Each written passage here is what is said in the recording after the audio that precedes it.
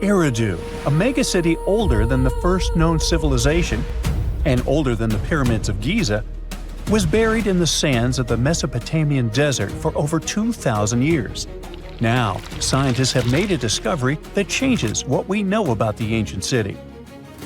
They found over 4,000 canals around Eridu that brought water to more than 700 farms where people worked between the 6th and the early 1st millennium BCE.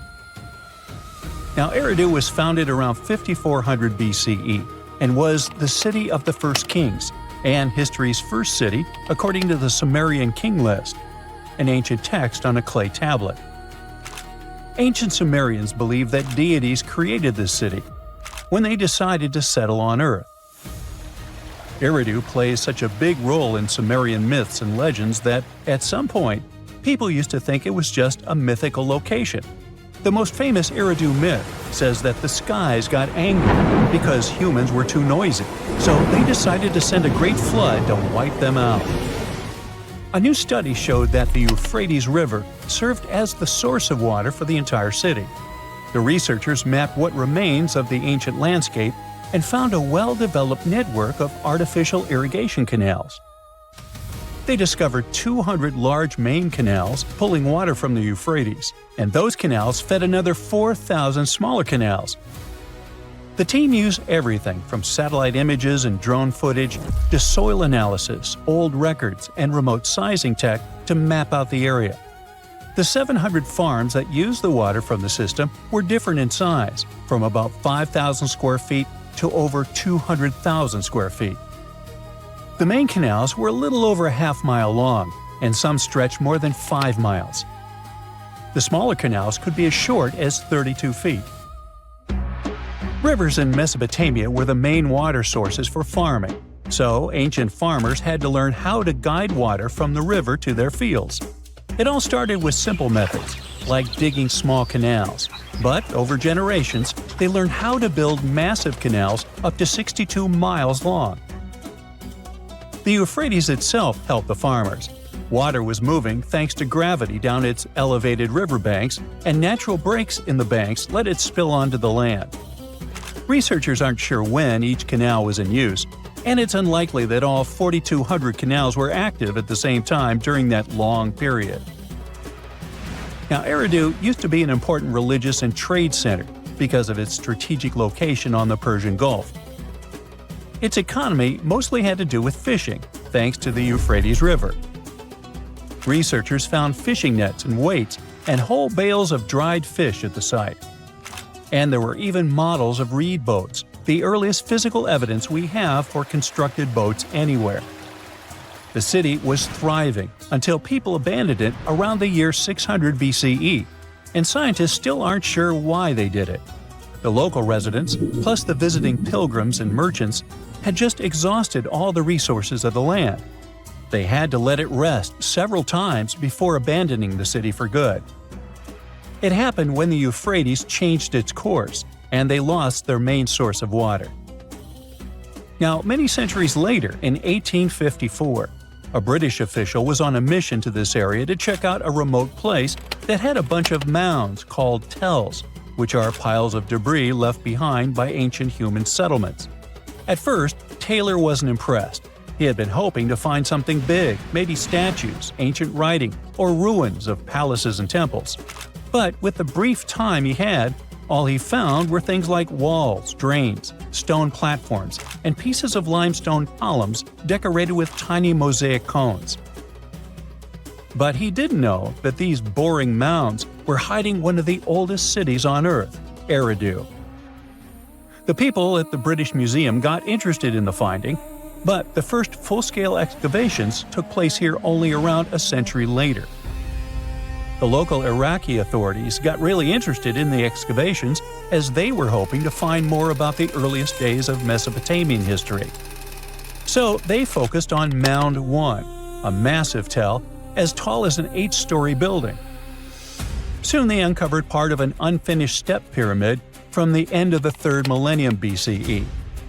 As they dug deeper, they found layers of human life going back in time.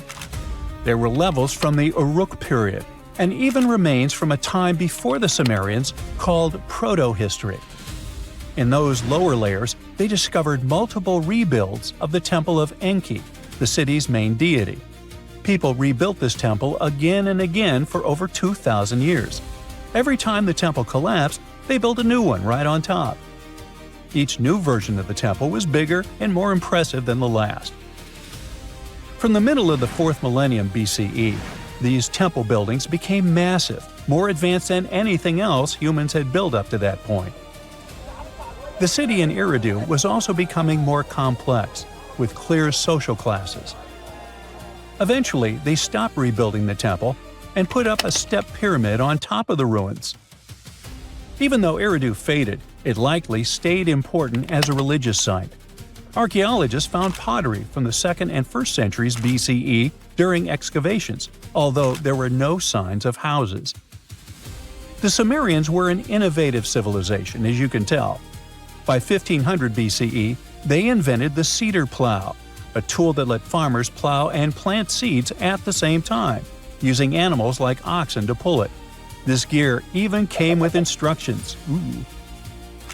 The Sumerian Farmer's Almanac gave farmers advice on how to grow more crops with proper tilling and irrigation.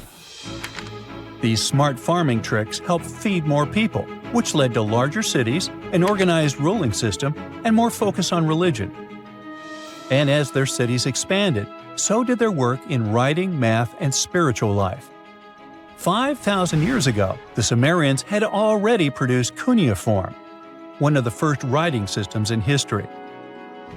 So another recent find from the same part of the world proves that bureaucracy existed already 4,000 years ago. Archaeologists found ancient administrative tablets in another ancient Sumerian city. These clay tablets are the oldest solid proof we have of the world's first empire, the Akkadian Empire. The tablets were inside a state archive building made of mud bricks, which had different rooms that acted like offices. Now, before this discovery, archaeologists didn't really understand how the first known empire in the world, the Akkadian Empire, worked behind the scenes. But now, thanks to the recent Gerso excavations, we have the first real and unambiguous evidence of the empire's administrative system. They tracked everything – deliveries, spending, and inventory, from fish to sheep to grains, fabric, and even gems. The tablets also include population records, with names and jobs of men, women, and kids, an ancient version of a census. From these records, scientists found out that women played a key role in Akkadian society. Some women had powerful positions, like high priestesses. The tablets also show a wide range of jobs, from skilled workers like stonecutters to people with simpler roles, like temple floor sweepers. Some even included building blueprints, field layouts, and canal maps, proving that the empire had serious organization and planning. Eventually, the city rebelled and gained its independence, and the Akkadian Empire's 150-year rule ended. Now, researchers are carefully cleaning and translating the tablets to fully understand what they say. These new finds will replace older, incomplete ideas about the empire and give us a way more accurate picture of how Akkadian power and the ruling system actually worked. The Tower of London is the ultimate symbol of royal power. For nearly 1,000 years, it housed kings, queens, and the crown jewels. It served as a fortress, palace, and prison. It is one of the most studied and documented historic sites in the world. Yet, archaeologists uncovered unsettling human remains only 10 feet right under the walkway. Who were these people, and how did they stay hidden for so long? The Tower of London sits on the River Thames, in the heart of London. It's a true medieval castle with thick, well-preserved stone walls, armored gates, and watchtowers like you only see in movies. It was built almost a millennium ago, when William the Conqueror took control of England. He needed a fortress to lock the city down and send the message, "The new king is here, so better behave." The entire castle complex covers 18 acres, which is about the exact size of the White House grounds. It still keeps and displays the crown jewels under guard. The citadel was also a high-security prison for centuries, holding high-profile prisoners locked away. But it wasn't just a prison for humans. For centuries, the tower was a royal zoo filled with lions, elephants, and leopards. The King of Norway even sent a polar bear, which was allowed to swim in the Thames on a long leash to catch fish. One of the biggest attractions is the White Tower, a massive stone keep. Rising about 90 feet, it had been the tallest building in all of London for hundreds of years. Kings famously whitewashed the stones to make them gleam. It stood out like a blinding beacon above the dark, muddy city. Another must-see spot is the Chapel of St. Peter ad Vincula, the tower's historic church. It served as the final resting place for famous prisoners and nobles alike. It was just outside of this very chapel that archaeologists made a chilling discovery. The mystery started in 2019 when a routine check uncovered 2 burials. When archaeologists returned to dig some more in 2025, the situation grew from unexpected to, hey, what is going on here? Over 20 skeletons were packed into the soil, mixed with fragments from older burials, proving this spot had been used and reused many times before. These graves span centuries, from the 1200s to the 1600s. So we're not looking at one tragedy. It seems to be a place that kept getting used again and again throughout medieval London. One situation feels like it's from a horror movie. A cluster of at least 6 people from the 1300s that looks unusually messy compared to the others. The timing lines up with the era of the Black Death in London, so this group could be plague-related. But researchers are careful with conclusions for now. On the other hand, some graves look the opposite of rushed. They look expensive. Several people were buried in coffins. In one case, the wood had rotted away completely, leaving behind a perfect shadow of a coffin stamped into the clay. The report says this coffin shadow likely held a juvenile buried in the 1200s. Then there's the chapel itself that might give us some clues. The current building is basically the newest version on this same spot. It's possible that there were 3 or 4 earlier chapels here, and the dig even exposed lost walls and an old floor surface deep down. But what else can we learn about these people? Here's where science can help. Researchers look at teeth. Your adult teeth form when you're a kid, and they lock in chemical traces from the water you drink and the food you ate. It basically creates a permanent record of where you grew up. So the team analyzed 2 specific skeletons. The first one seemed wealthier. The chemistry suggests they might have grown up in Wales and moved around a few times. They even had traces of a high-sugar diet. That was a huge luxury back then. The second person had a totally different story. Their bones showed signs of chronic stress and a much harder childhood. So these were 2 people from opposite ends of the social ladder. One rich and the other not so much. But they both ended up near each other to be discovered centuries later. Millions of people visit the Tower of London every year. They take selfies and walk the grounds, totally unaware that they might be standing on top of massive tombs. And that forces you to ask the obvious question. If a place this famous can hide ancient graveyards, what else is out there? Because the tower is definitely not the only landmark keeping secrets. In 2019, the fire at Notre Dame forced a massive rebuild. That construction forced workers to lift parts of the floor and reveal a spooky secret. Several tombs hiding 2 human-shaped lead sarcophagi, sealed like metal time capsules. And inside, there were details that shouldn't survive: fabric, hair, and even leaves that were left on the head. This stuff points to an important person. It sounds unbelievable, but they managed to identify the person as Antoine de la Porte, a church official who passed away in 1710. The second coffin became its own mini detective story. Scientists nicknamed the man inside the Horseman because his bones showed signs of riding for years. Some new analysis suggests that he could have been Joachim du Bellay, a well-known poet from the 1500s. So, we have secret graves in London and Paris. That part almost makes sense. These are old, crowded cities where people have lived for centuries. But there's one place on Earth where history wasn't supposed to happen at all. Antarctica. Yes, almost literally the edge of the world with nothing human anywhere nearby for hundreds of miles.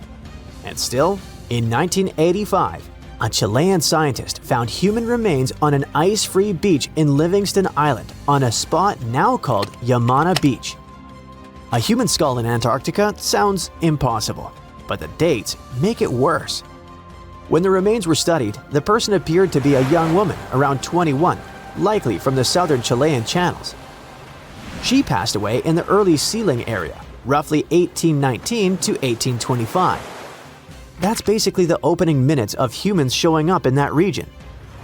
So why would a young woman end up there? One idea is that she might have come with early sealers, maybe as a guide or part of the crew. The original researcher even suggested she could have been abandoned there for unknown reasons. Plus, the spot where they found her is known to have been visited by early 19th century sealers. The pieces fit together somewhat, but no one can really pin down the story. And it gets even stranger. The first discovery in 1985 was her skull, but later researchers came back to the same area and found more human bones. In 1988 and again in 1993, they recovered 2 femurs, basically thigh bones, near the original site. The big question is obvious. Were those bones from the same person, or did more than one person pass away here? The plan was to use DNA testing to check if the femurs matched the skull. If these 3 sites prove anything, it's that new discoveries could be anywhere. But the really exciting part is daydreaming about where we could go next. We are entering a phase where technology could make history feel like time travel. Think about what we can do with the gathered data. We can already pull DNA from a tooth to find out what someone ate or where they grew up. Maybe one day we could take that biological code and use AI to completely recreate a person. Imagine a digital human that looks just like them, with the right eye color, skin texture, and even scars. Then we combine that with the environment. Laser scanning allows us to map every inch of those buried foundations. If you feed that into a physics engine, you can rebuild the walls that fell down 500 years ago. That means in our lifetime, you might not just visit the Tower of London to see it as it is right now. You could strap on a headset and step inside the chapel as it looked in 1348, being face to face with history, just without the bad smells or the risk of catching the plague. There's something absolutely massive and deeply unsettling hiding right next to Stonehenge. More than a dozen giant pits carved into the ground. They're all spaced with eerie precision and form a perfect circle, more than a mile wide. For years, nobody could explain them. They were too big to be animal traps, too organized to be natural sinkholes, and way too deliberate to be random. And the biggest question was, who had the power, knowledge, and reason to reshape the land on this scale 4,000 years ago? So these pits surround a place called Durrington Walls, a huge Neolithic settlement just a short walk from Stonehenge. Archaeologists now say humans dug them around 2500 BCE, during the late Neolithic period, when people supposedly lived simple farming lives without metal tools, written language, or modern math. Each pit stretches about 30 feet across and plunges roughly 15 feet down, and together they form an almost flawless ring. To prove the pits weren't natural, scientists went full detective mode. They drilled soil cores and tested the dirt itself, including microscopic traces of ancient DNA and something called luminescence dating, which tells you when the soil last saw sunlight. Every test pointed to the same answer. Humans made these pits on purpose. Here's where it gets wild. The pits weren't dug randomly as people moved along. They were laid out as a single unified project. That means Neolithic builders had to visualize a massive circle. measure distances across open land, and coordinate teams over a huge area without any GPS, drones, or even aerial maps. All they had were people, ropes, wooden tools, and shared knowledge. So why would they invest so much effort and do this? Archaeologists think the pits formed part of a ritual landscape, not a practical one. Durrington Walls already looks like a place where people gathered for ceremonies, feasts, and seasonal events. The pit circle may have marked a sacred boundary. It could have separated ordinary land from a spiritually charged space. Some researchers think the pits symbolized a border between the world of the living and the underworld. The scale of the structure is pretty impressive. It may be one of the largest prehistoric monuments ever built in Britain, even bigger than Stonehenge itself when you look at the total area. And unlike Stonehenge's towering rocks, this monument stayed invisible for thousands of years, quietly hiding under the grass. Generations walked over it without knowing they were standing inside a gigantic ancient design. For a long time, we underestimated ancient people. We imagined them reacting to nature instead of shaping it. But discoveries like this keep proving that wrong. The builders of Durrington Walls didn't just live in the landscape, but engineered it. They thought in terms of geometry, symbolism, and long-term meaning. And this isn't the only case. All over the world, thanks to new technology, scientists keep finding proof that ancient humans worked on massive scales with shocking precision. In the Amazon rainforest, researchers found traces of 2,500-year-old cities hiding beneath the jungle canopy. Scientists spent more than 20 years exploring the area on foot before technology finally cracked the case. The LiDAR technology, which is like X-ray vision that surveys a landscape using lasers to digitally peel away the jungle, scanned a massive area of over 100 square miles.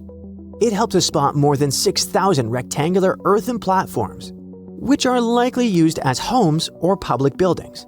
They also found agricultural terraces, drainage systems, and carefully shaped farmland. This wasn't a random settlement.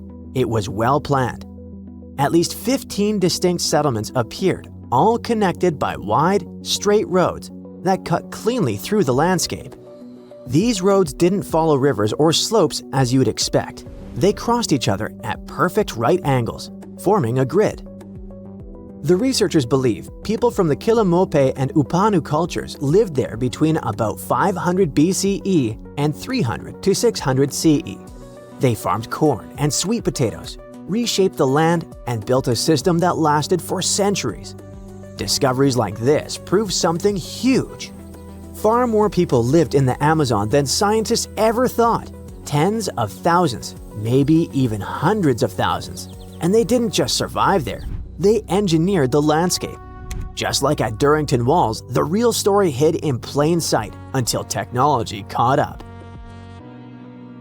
Then there's Peru, with one of archaeology's biggest headaches, the Nazca lines.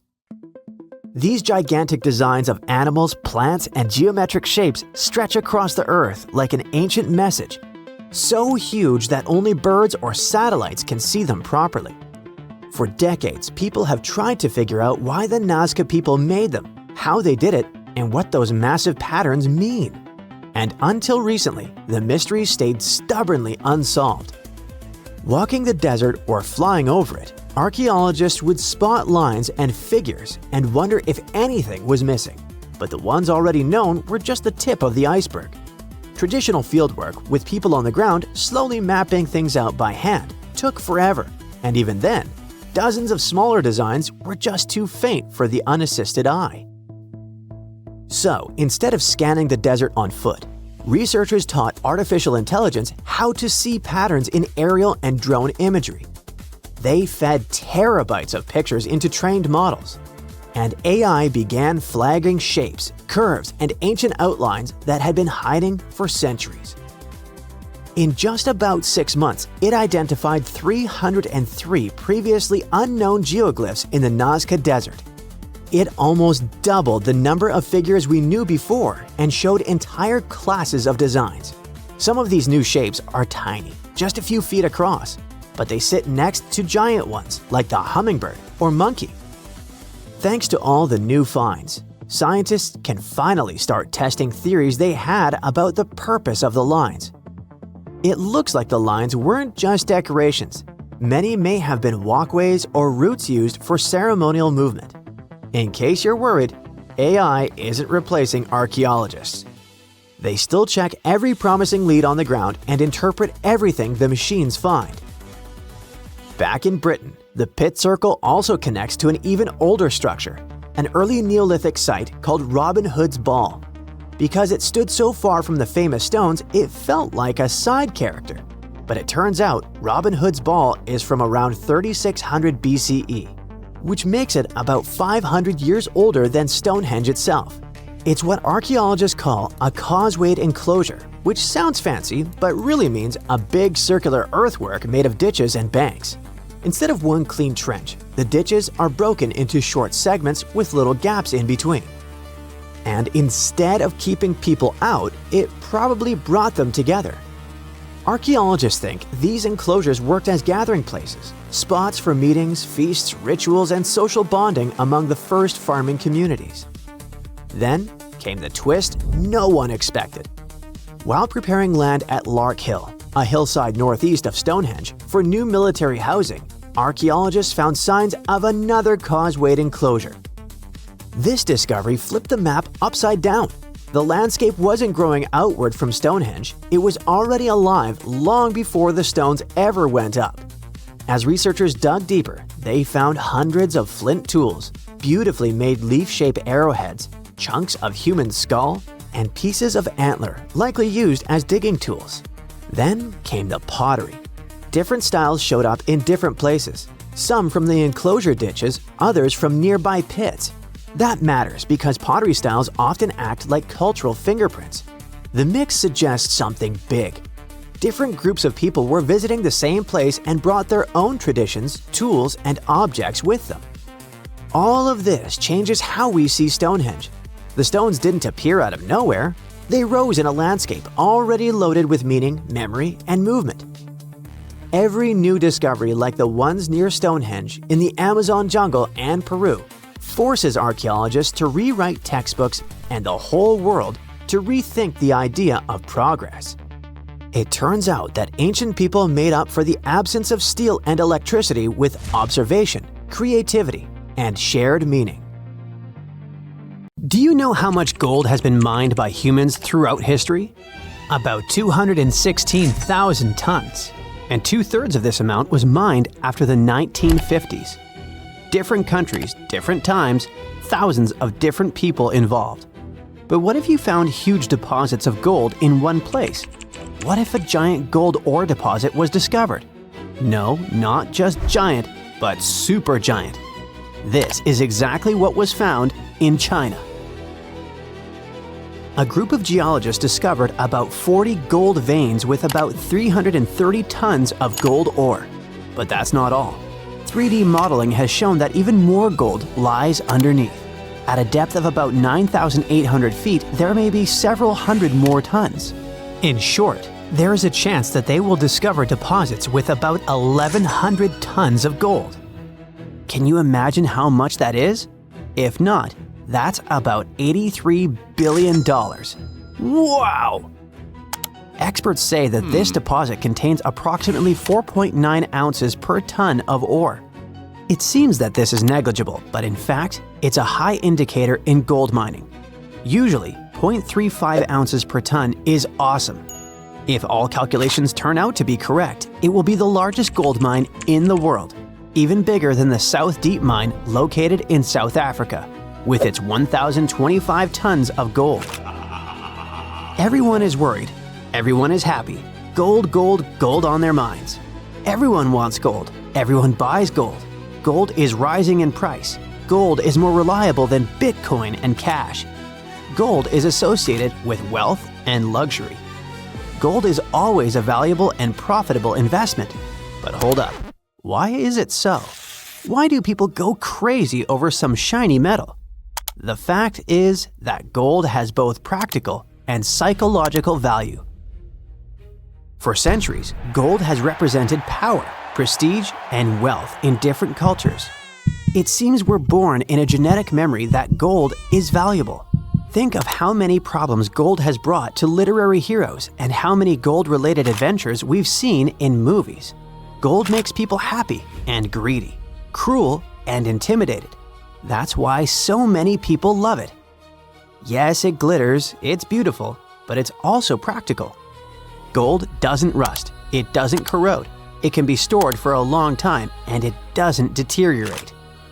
It's literally a reliable investment. All other savings may lose value because of crises, but gold remains unchanged. The only problem, it can get stolen. In addition to jewelry making, gold is used in electronics, medicine, aerospace, and many other industries. Bitcoin has a value because of the public support of people around the world. Money has value thanks to the support of authorities. Gold has value on its own. It's tangible and visually appealing, and its worth is also supported by people's centuries-old belief in its enduring value. But never let gold cloud your mind. Many people lose their honor and even their minds over it. Avoid this trap. It's just a shiny piece of metal. There are other precious metals in the periodic table: palladium, silver, copper, platinum. Why is gold number 1? Cheaper metals such as copper, iron, lead, and aluminum corrode and rust. Aluminum is also not durable. Platinum and palladium are more expensive than gold, but they're too rare and difficult to mine. You won't make many coins out of them. Silver is softer than gold. It tarnishes, scratches, and deforms. And, well, to be honest, gold is more beautiful. But there is another reason why gold is so expensive. It's quite difficult to get. Gold mining is a very laborious and long process. In movies or documentaries, you might have seen people standing at the mouth of a river, collecting silt and clay, sifting it through gauze and small nets, and finding gold particles there. That's one of the methods for how gold is mined. You have to work hard to get just a few small pieces. How do they find gold? It used to be luck. Someone was walking along the shore and saw something glistening in the water. But today, gold detection methods are much more effective. Geologists know that gold is present in almost all rocks and soil, but its particles are so tiny that they're not visible. But when the concentration of gold is high and noticeable, work begins to extract it. Special geological teams are engaged in searching for these sites. When they discover gold, they drill wells, then take soil samples and decide if there's enough metal to carry out large-scale mining. Production depends on the deposit. If gold is in hard rock, miners drill holes, place dynamite, and detonate it. The explosion breaks the rock into pieces so they can extract the gold. But this is just the beginning of the work. After collecting large pieces of rock, workers take them to factories to extract valuable material. At the first stage, specialists break large pieces of rock into smaller ones.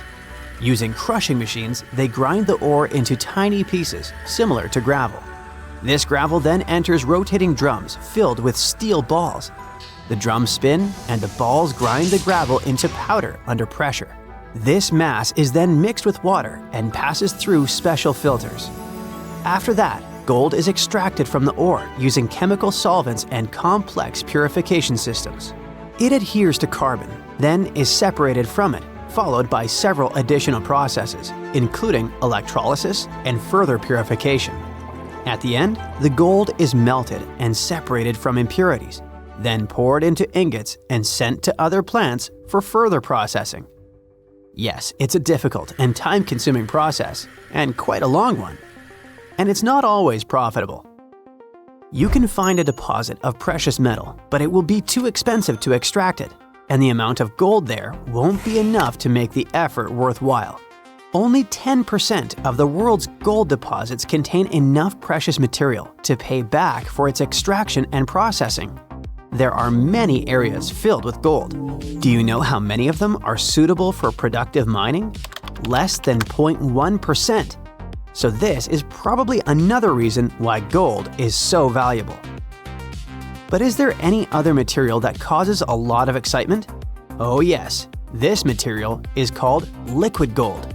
And this is helium. That's the gas used to inflate balloons. But this is not its main value.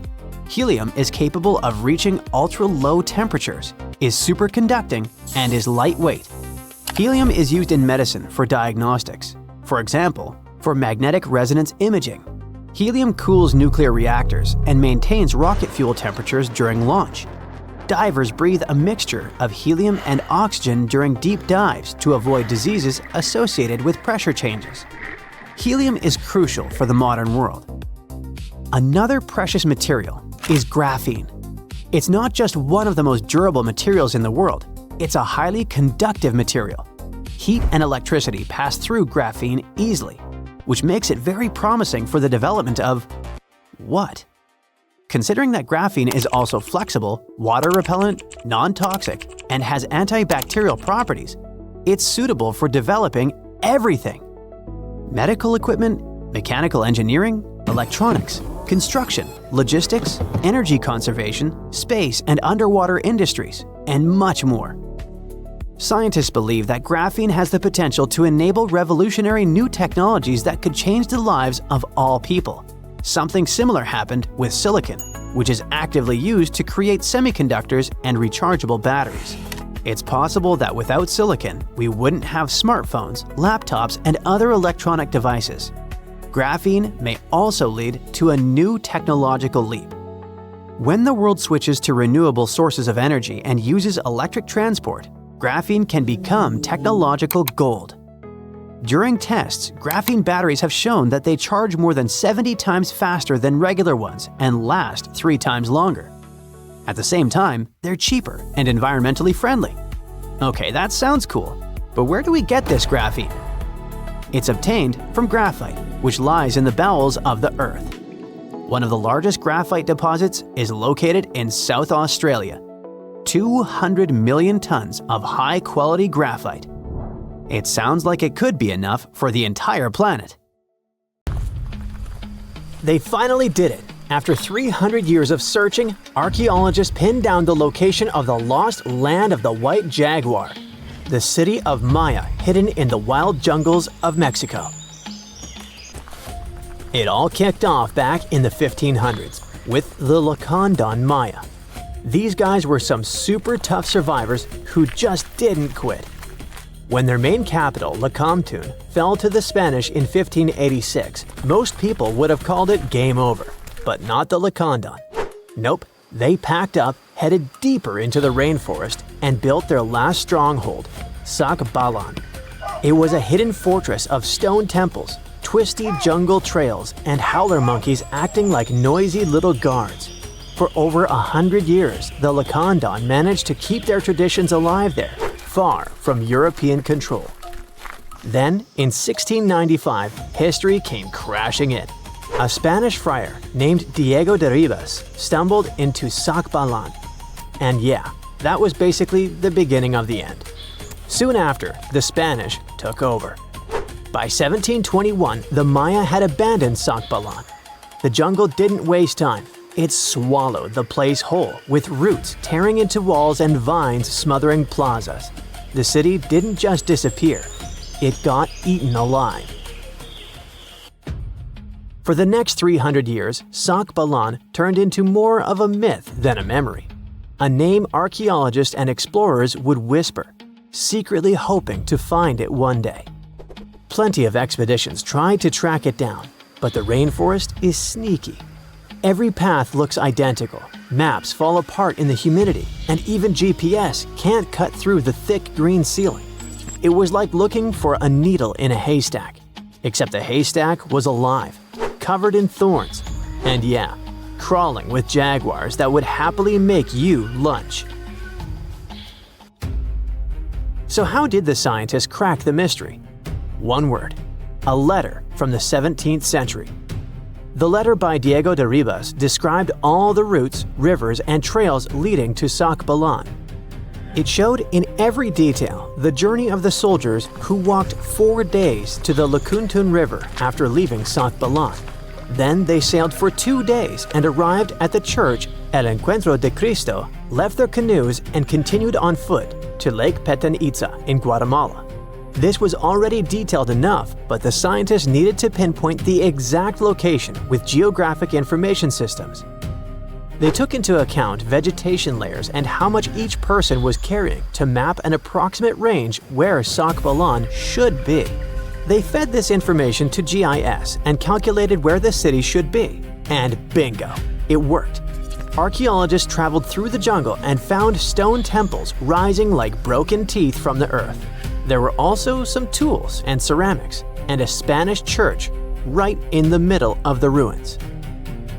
The discovery isn't just about cool ruins, it rewrites history. For decades, people assumed the Lacandons simply scattered after Lakamtun fell, but Sakbalan proves they regrouped, fought, and preserved their culture for over a century more. It's like discovering the final chapter of a book we thought ended too soon. There's also irony here. The Spanish friar who revealed Sakbalan helped doom it. Yet his letter, centuries later, also helped save its memory. Today, the ruins sit inside a biosphere reserve, protected by the same jungle that once hid them. Tourists can't just waltz in. It's raw, tangled, alive.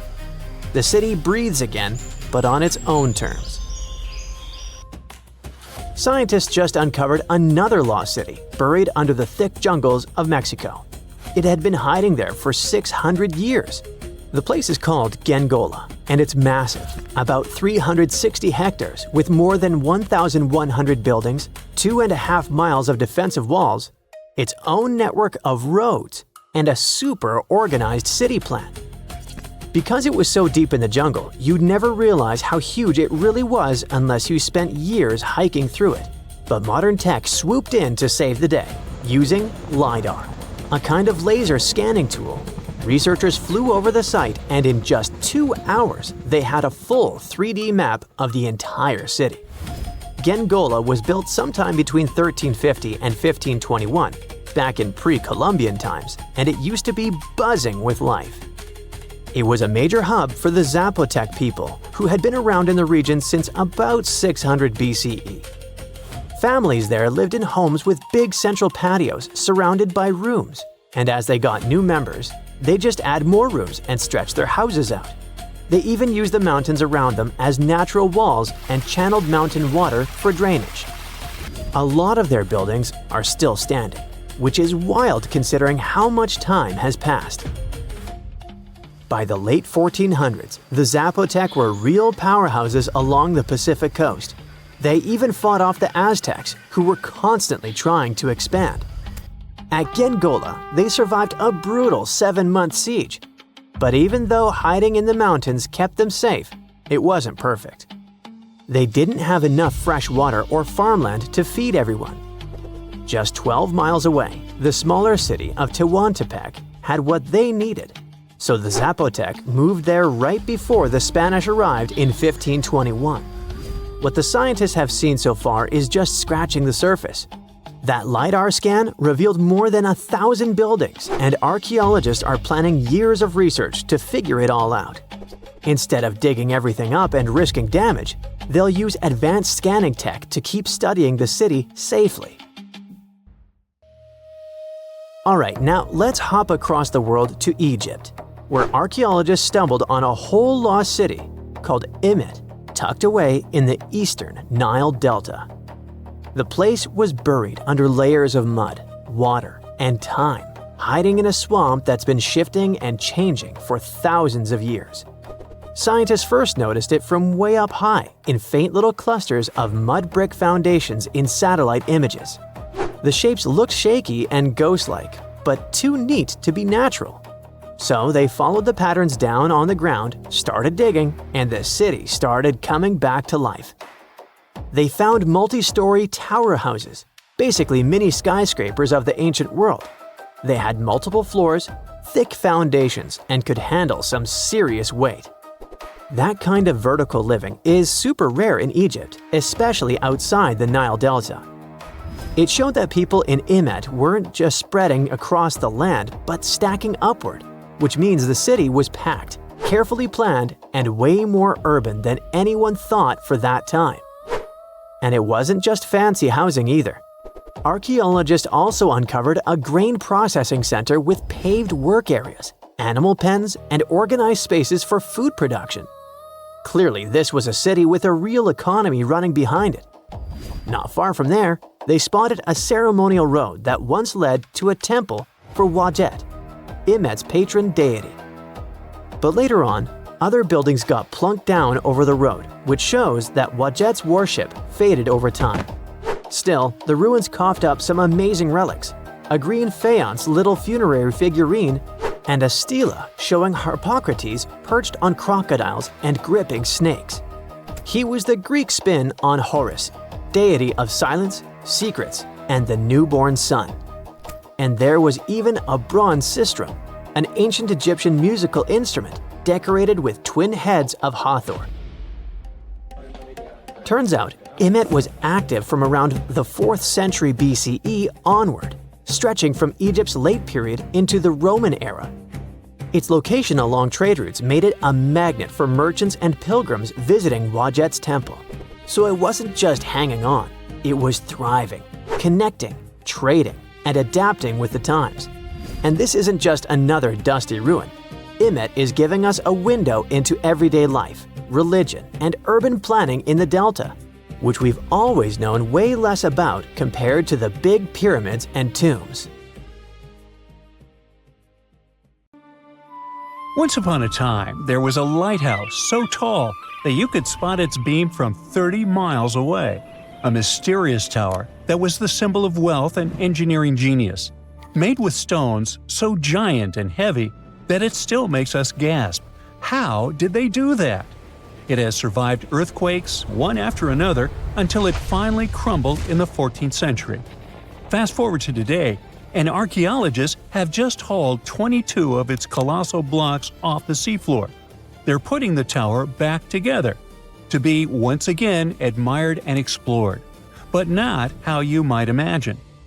The Lighthouse of Alexandria wasn't just a lighthouse, it was the lighthouse of ancient civilizations, one of the longest-standing world wonders. Built around 280 BCE on a tiny island called Pharos, it reached about 330 feet up in the sky. For comparison, that's taller than the Statue of Liberty or Big Ben. Now, keep in mind that this was before cranes, steel beams, or gym enthusiasts, and it becomes awe-inspiring. For sailors, spotting that gleaming tower was like finally seeing your exit sign after hours of driving on the world's most dangerous highway. The lighthouse was a sight for sore eyes because legend says the waters around Pharos were tricky, full of hidden reefs that could smash ships to pieces.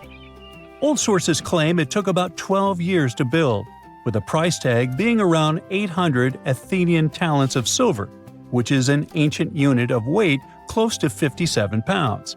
That means someone had to haul chests holding 23 tons of coins, without a forklift, most likely across the sea. Wow!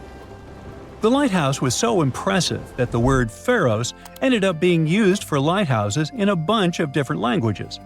The structure had a cool three-tier design. It was square at the bottom, octagonal in the middle, and cylindrical on top. On its top, it had a statue, most likely of Zeus or Poseidon. The lighthouse's white limestone exterior was polished with a sun-catching plaster, so it gleamed like a beacon even without fire. At night, things were different. Wood was hard to come by in Egypt, so the fire on top may have been fed with bundles of papyrus roots or even naphtha for a brighter flame. Whatever the fuel, its glow was boosted by a massive polished bronze mirror. Now, bronze mirrors were common back then. It wasn't until the Renaissance, way long after the Pharos had crumbled, that glass-coated mirrors became standard in European lighthouses. During the day, the same mirror could reflect sunlight, and the tower's bright white silhouette, along with the smoke curling up from the fire, would help sailors find their way. Alexandria was one of the biggest ports in the ancient world, filled with merchants, travelers, and messengers, and the lighthouse was its landmark. Now, fun fact, if you're a fan of the Song of Ice and Fire universe, it certainly popped into your mind when reading about the High Tower of Old Town. Some fans speculate that not just the fictional lighthouse, But also, the city itself was directly inspired by Alexandria. And George R.R. Martin's love for ancient wonders doesn't stop there. There's also the Titan of Braavos, and the beloved author confirmed the intentional parallel to the imposing Colossus of Rhodes. For over 1,600 years, the lighthouse stood high against time, storms, wars, and intrigues, just like in the Game of Thrones. But it was finally defeated by nature itself. Sadly, a few major earthquakes during the 14th century brought it down, scattering its massive stones across the seabed. For over 5 centuries, the remains of the lighthouse just sat there under the waves, basically turning into an underwater rock garden. Divers knew about them, but hauling up 60-ton blocks from the sea is a job for a superhero, or a super powerful crane. And, until recently, it was a lot safer to leave them where they were. Alexandria is still, to this day, a busy harbor, and isn't exactly the easiest place for delicate archaeology. In the 1990s, archaeologists started mapping the whole area around Pharaohs Island. What they found was precision-cut limestone and granite blocks, some still showing carved edges. Over time, more than 100 massive pieces were cataloged, including chunks of columns, statues, and giant building blocks that could only have come from the lighthouse. Finally, in 2025, Egyptian and French teams joined up and brought that super crane along with a team of divers. In a carefully planned operation, they brought up 22 giant slabs from the seabed. There were parts like door lintels, threshold slabs, and a mysterious pylon, speculated to be some kind of monument. Some of those blocks weigh 70 to 80 tons, which is the weight of 20 African elephants. Those giant boulders are on dry land for the first time in over 600 years. But what happens now? Are researchers really about to rebuild the lighthouse like a giant Lego set? Not quite. You can't just stack century-old blocks like that. For starters, no one's 100% sure what the lighthouse of Alexandria really looked like. Yeah, we've got drawings and clues, most famously, the tiny images stamped into Roman coins from Alexandria. But they're more like an artist's quick sketch, not quite the blueprints for recreating something down to the last detail. And then there's the missing pieces problem. Those recovered stones are just a fraction of the original structure. Over the centuries, much of the lighthouse's material was repurposed. In fact, the spot where the lighthouse used to stand is now home to the citadel of Pompei, a fortress built right on its old foundations. The fort is not just a symbol of the past, but also a tourist attraction and a recognizable Alexandrian landmark. So, no, Alexandria isn't about to get its legendary tower back. At least not in that way. Instead, these newly recovered stoneworks are headed for conservation labs to be studied. Specialists will clean, stabilize, and document every carved groove and chisel mark. Later, they're likely to head to a museum. After all, it's part of the national treasure. However, that's not the end of the story. We still have the technology on our side that promises a fully recreated and explorable lighthouse, just like it was all those centuries ago. The entire endeavor is called the Pharaohs Project, and its mission is to turn those hauled massive stones, lintels, thresholds, base slabs, and even a mystery pylon into a complete walk-through digital twin of the Lighthouse of Alexandria. Each piece is getting high-resolution 3D scanning, joining more than 100 fragments already recorded underwater. The goal isn't just a research. The Pharaohs Project aims to bring back the lighthouse's original look and feel and turn it into a museum. 330-foot-tall structures often have a lot of stairs, and virtual reality is going to be far less painful for my old feet. Museum visitors could walk around its base in augmented reality, while researchers could use the model to test new theories about its structure and function. Hopefully, we'll be able to customize our own atmosphere, dim the lights, and examine the walls just like in a video game. Maybe they'll render pigeons and seagulls to make it even more authentic. We still don't have many details, but the entire thing is being recorded and will be made into a documentary. While we don't have booths to time travel, Talented designers can bring the past back to the present. They just need the correct concept art. Sure, nowadays you can recreate almost everything in 3D, but the point here is the authenticity, to put it back together exactly how it was. This is what the Project Pharaohs wants to achieve. Maybe one day, every ancient world wonder will end up being recreated in a similar way. But there's no reason to stop there. Virtual tourism can save time and money, and while nothing can replace the real experience, visiting authentic locations recreated in virtual reality may be the next best option. Locals are already excited. The citadel of Pompei is already drawing people, but now Alexandria is about to get the first digital tourist attraction. Soon anyone with a VR headset can stand on top of this historic wonder, squint while watching the sunset, and finally answer the burning question: is it possible to get exhausted while climbing virtual stairs? And can I customize the soundtrack? Ooh. Hey, I bet you didn't know that trees used to grow in the middle of Egypt's barren, sun-roasted Sinai desert. It's true. If you can't picture it, I don't blame you. But archaeologists have recently stumbled upon a tree-lined boulevard. Yep, an actual green avenue, leading to a massive ancient fortress. No, this isn't some mirage or an overactive imagination, although I do have one. But it's turning our ideas of ancient Egyptian desert life upside down. Let's rewind a bit. The site in question is called Tel Abu Saifi, located in the northern part of the Sinai Peninsula. For a long time, it was known as a dusty archaeological footnote, the home of ruins from the Ptolemaic and Roman periods. You know, the era after Alexander the Great swaggered through Egypt and the Roman Empire called dibs.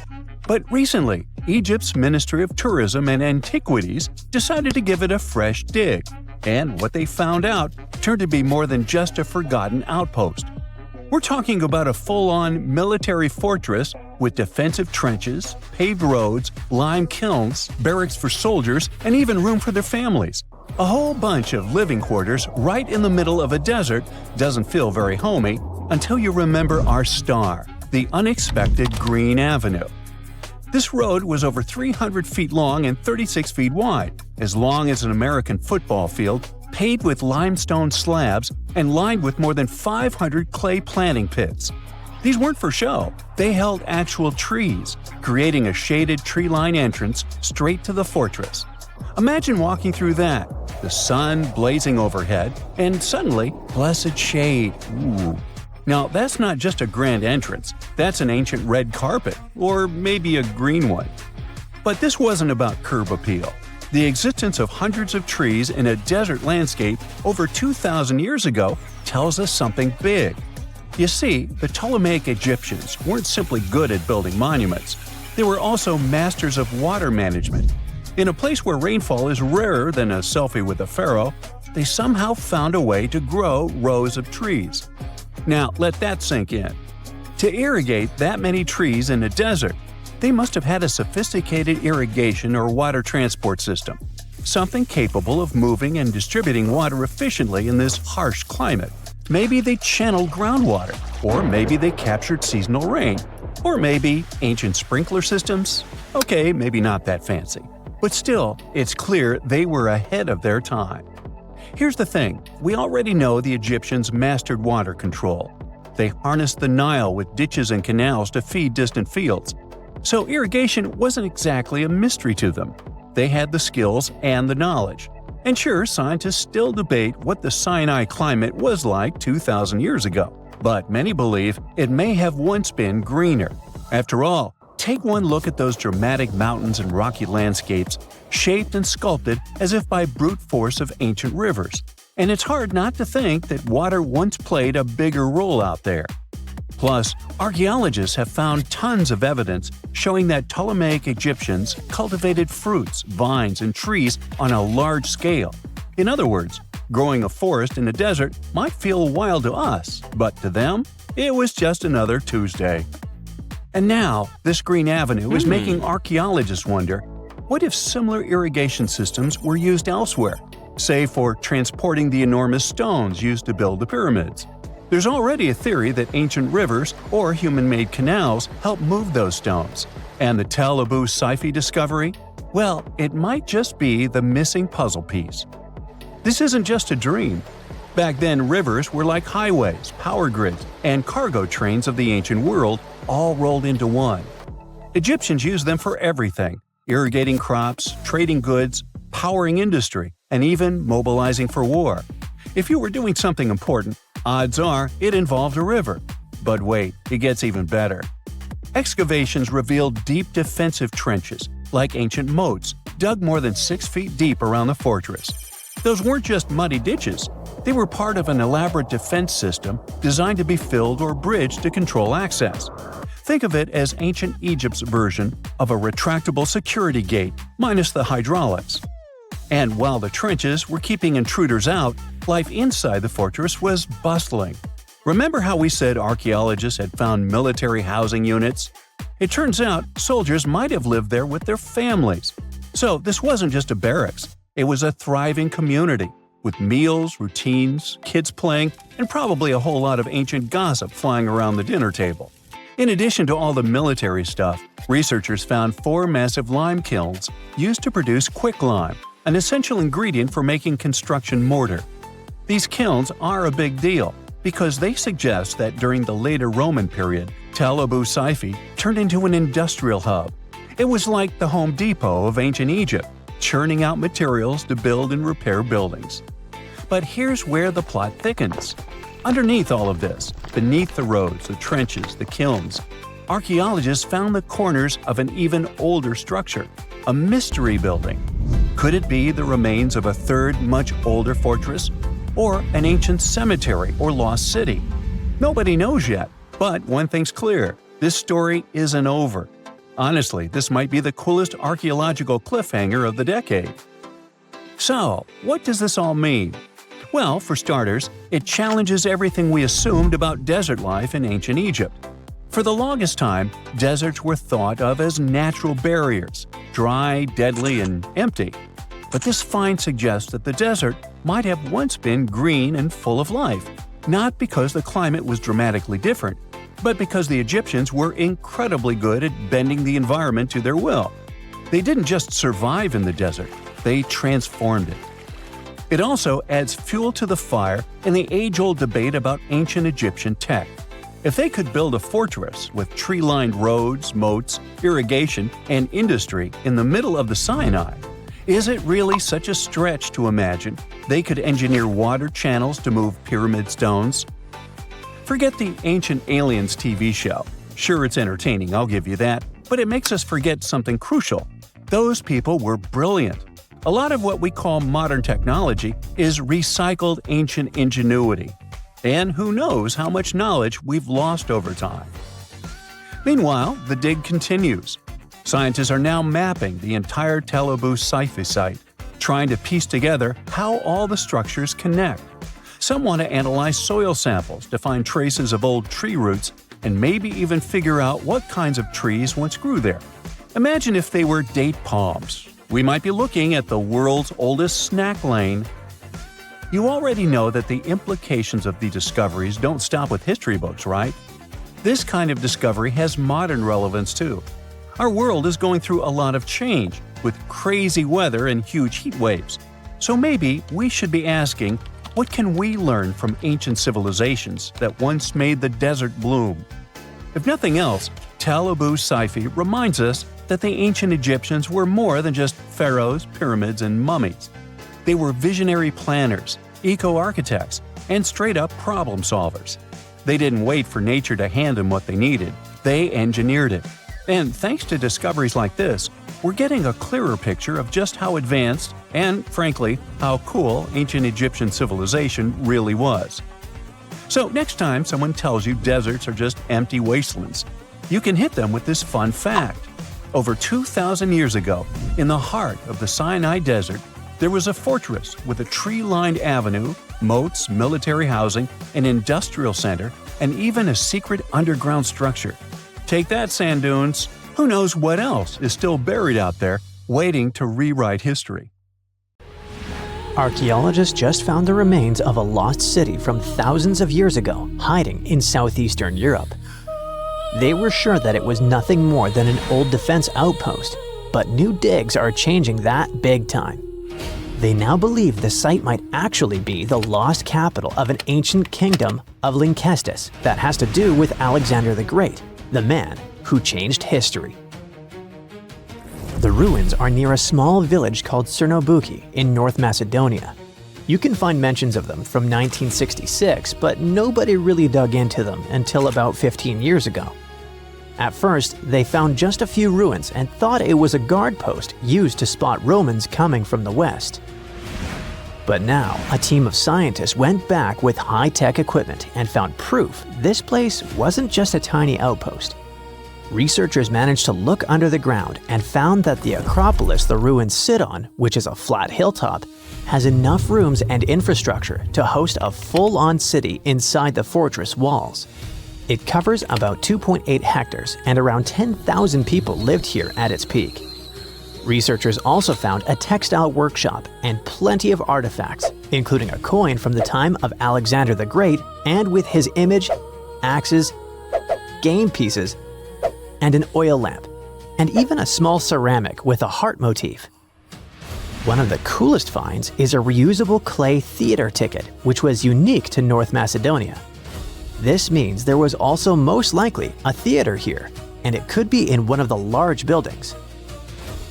Experts used to think that the city was from the time of King Philip V, but now, thanks to the coin and especially the ancient tools and broken pottery that were found, they believe people might have lived there during the Bronze Age. Lynkestis and the rest of Upper Macedonia had some pretty intense weather with freezing, rainy winters, and super hot summers. Life there wasn't easy, and most of the time, it was all about surviving. The people who lived in the area were mostly nomadic herders, and they had to move around depending on the season. They traveled with their flocks of cattle, goats, and sheep, always looking for the best pasture lands. Back then, Macedonia was kind of like the outsider of the Greek world. It was part Greek, but powerful city-states like Athens and Sparta didn't really accept it. Thanks to this position on the edge, Macedonia had the chance to mix Greek traditions with local culture. Eventually, they took over and changed the whole ancient world under kings like Philip II and Alexander the Great. The new discoveries at Cernobuki show us how connected and powerful ancient Macedonia really was, especially since the city sat along trade routes to Constantinople. Big historical figures like Octavian and Agrippa might have passed through the area on their way to clash with Cleopatra and Mark Antony. The place could also be the lost capital of the ancient kingdom of Lynkestis or Lyncus. Some experts think that a major city in Upper Macedonia could be where Queen Eurydice was born. That powerful lady gave birth to Philip II of Macedon, who took over Lynkestis in the 4th century BCE. The kingdom of Macedon became independent, and thanks to it, the son of Philip II, Alexander the Great, later became the king of the Macedonian Empire. That man totally lived up to his name. In just 13 years, he created one of the biggest empires in history, stretching from Greece all the way to Egypt and India. And he managed to do all that before passing away at just 32 years old. Researchers plan to dig deeper into this important site to learn more about the early civilizations of Europe. This incredible discovery was possible thanks to LiDAR. This remote sensing tool helps map things like how tall plants are, how thick forests are, and other details across big areas. LiDAR is an active system, meaning it creates its own energy, in this case light, to scan the ground. A laser fires super fast pulses of light that shoot down to the ground and bounce off things like buildings and tree branches. The LiDAR sensor then catches the reflected light and records it. The system measures how long it takes for the light to go from the laser to the ground and back. This is called the two-way travel time. That time helps figure out the distance the light traveled. Then, using that distance, the system can figure out the exact elevation of different spots. Scientists recently found another lost city using the same technology. This one, called Gyangola, was hiding beneath the dense jungles of Mexico for 600 years. All this time, researchers believed there was just an abandoned fortress there. There was no way to go and see until recently, when they used LiDAR and got a 3D model of the area in just 2 hours from a plane. Gyangola was built in pre-Columbian times between the years 1350 and 1521. It covered 360 hectares and had over 1,100 buildings, 2.5 miles of defensive walls, and a whole network of internal roads.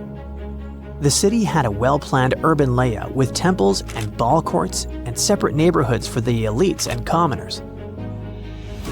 It was a crucially important place for the Zapotec people, a group that had lived in the area since around 600 BCE. In Gyangola, families lived together in homes with big patios in the middle, surrounded by rooms. As families grew bigger, they would add more rooms and expand their homes. Since Gyangola was surrounded by mountains, the locals tried to use every piece of land on the slopes that was good enough to build a house. They even used natural drainage of the area to have water, and they must have been great at construction, as many of their constructions are still standing today.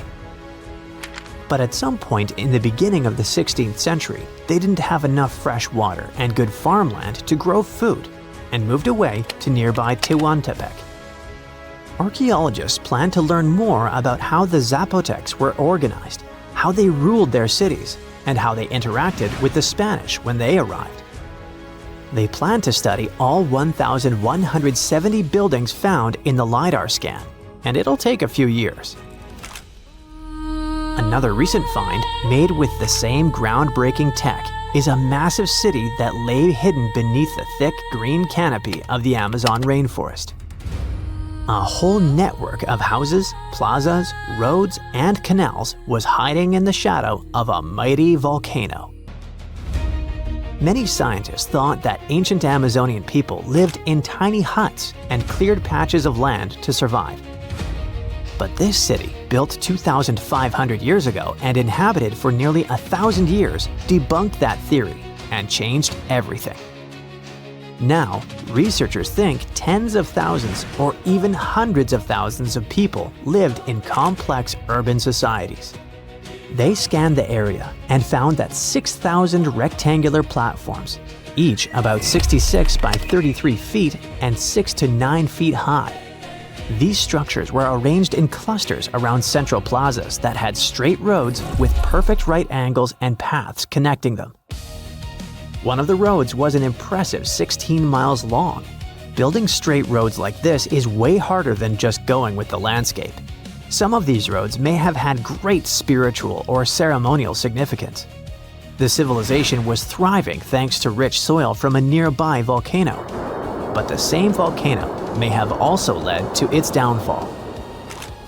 Researchers also found signs of threats to the cities, such as ditches that blocked entrances to the settlements. Maybe some people living nearby were trying to get in. The next step for the scientists will be to study the adjoining 116 square miles to know more about this large, complex society that could be bigger than the well-known Mayan cities in Mexico and Central America. The Sahara Desert is like a Mad Max movie. Scorching heat, endless dunes, and an overall barren wasteland. A place where no one could live, right? Well, forget all you know about it. Because 5,000 years ago, the Sahara was a lush paradise of grasslands, lakes, and rivers, and the home of a ghost civilization that vanished without a trace. Our tale begins in the 1930s, when a Hungarian explorer stumbled upon a cave in the middle of the Sahara. Inside, he found something bizarre: ancient rock paintings of people swimming in a lake, surrounded by giraffes, hippos, and crocodiles. At the time, everybody shrugged it off as some symbolic depiction of the afterlife, because really, who would imagine a lake in the Sahara? Well, fast forward some 70 years later, when a group of archaeologists made a discovery that flipped the script. In a rock shelter in Libya, they unearthed 15 mummies, along with baskets, ceramic pots, and other everyday items. This may look like prehistoric junk to most people, but to archaeologists, it was like uncovering a key piece of evidence. Those people weren't just passing through, they lived here. You see, those weren't just any mummies. They were some of the oldest naturally mummified humans ever found, dating back over 7,000 years. Take that, Egypt. 2 of them still had readable DNA, preserved thanks to a rare natural mummification process, almost a miracle considering the Sahara's climate's ability to turn everything into, well, beef jerky. Scientists struggled to understand where those mummies came from for a while, because the mitochondrial DNA they recovered was not helpful at all. But thanks to scientific progress, they eventually managed to do a full genome analysis that revealed some weird secrets. Those people belonged to a human lineage that was completely unknown, and they lived isolated from the rest of humanity for thousands of years. For decades, researchers assumed that the place where they lived, the Green Sahara, was like a prehistoric highway, a lush corridor that humans and animals used to migrate between sub-Saharan Africa and the Mediterranean. But the mummies demolished that theory, like a hippo sitting on a sandcastle.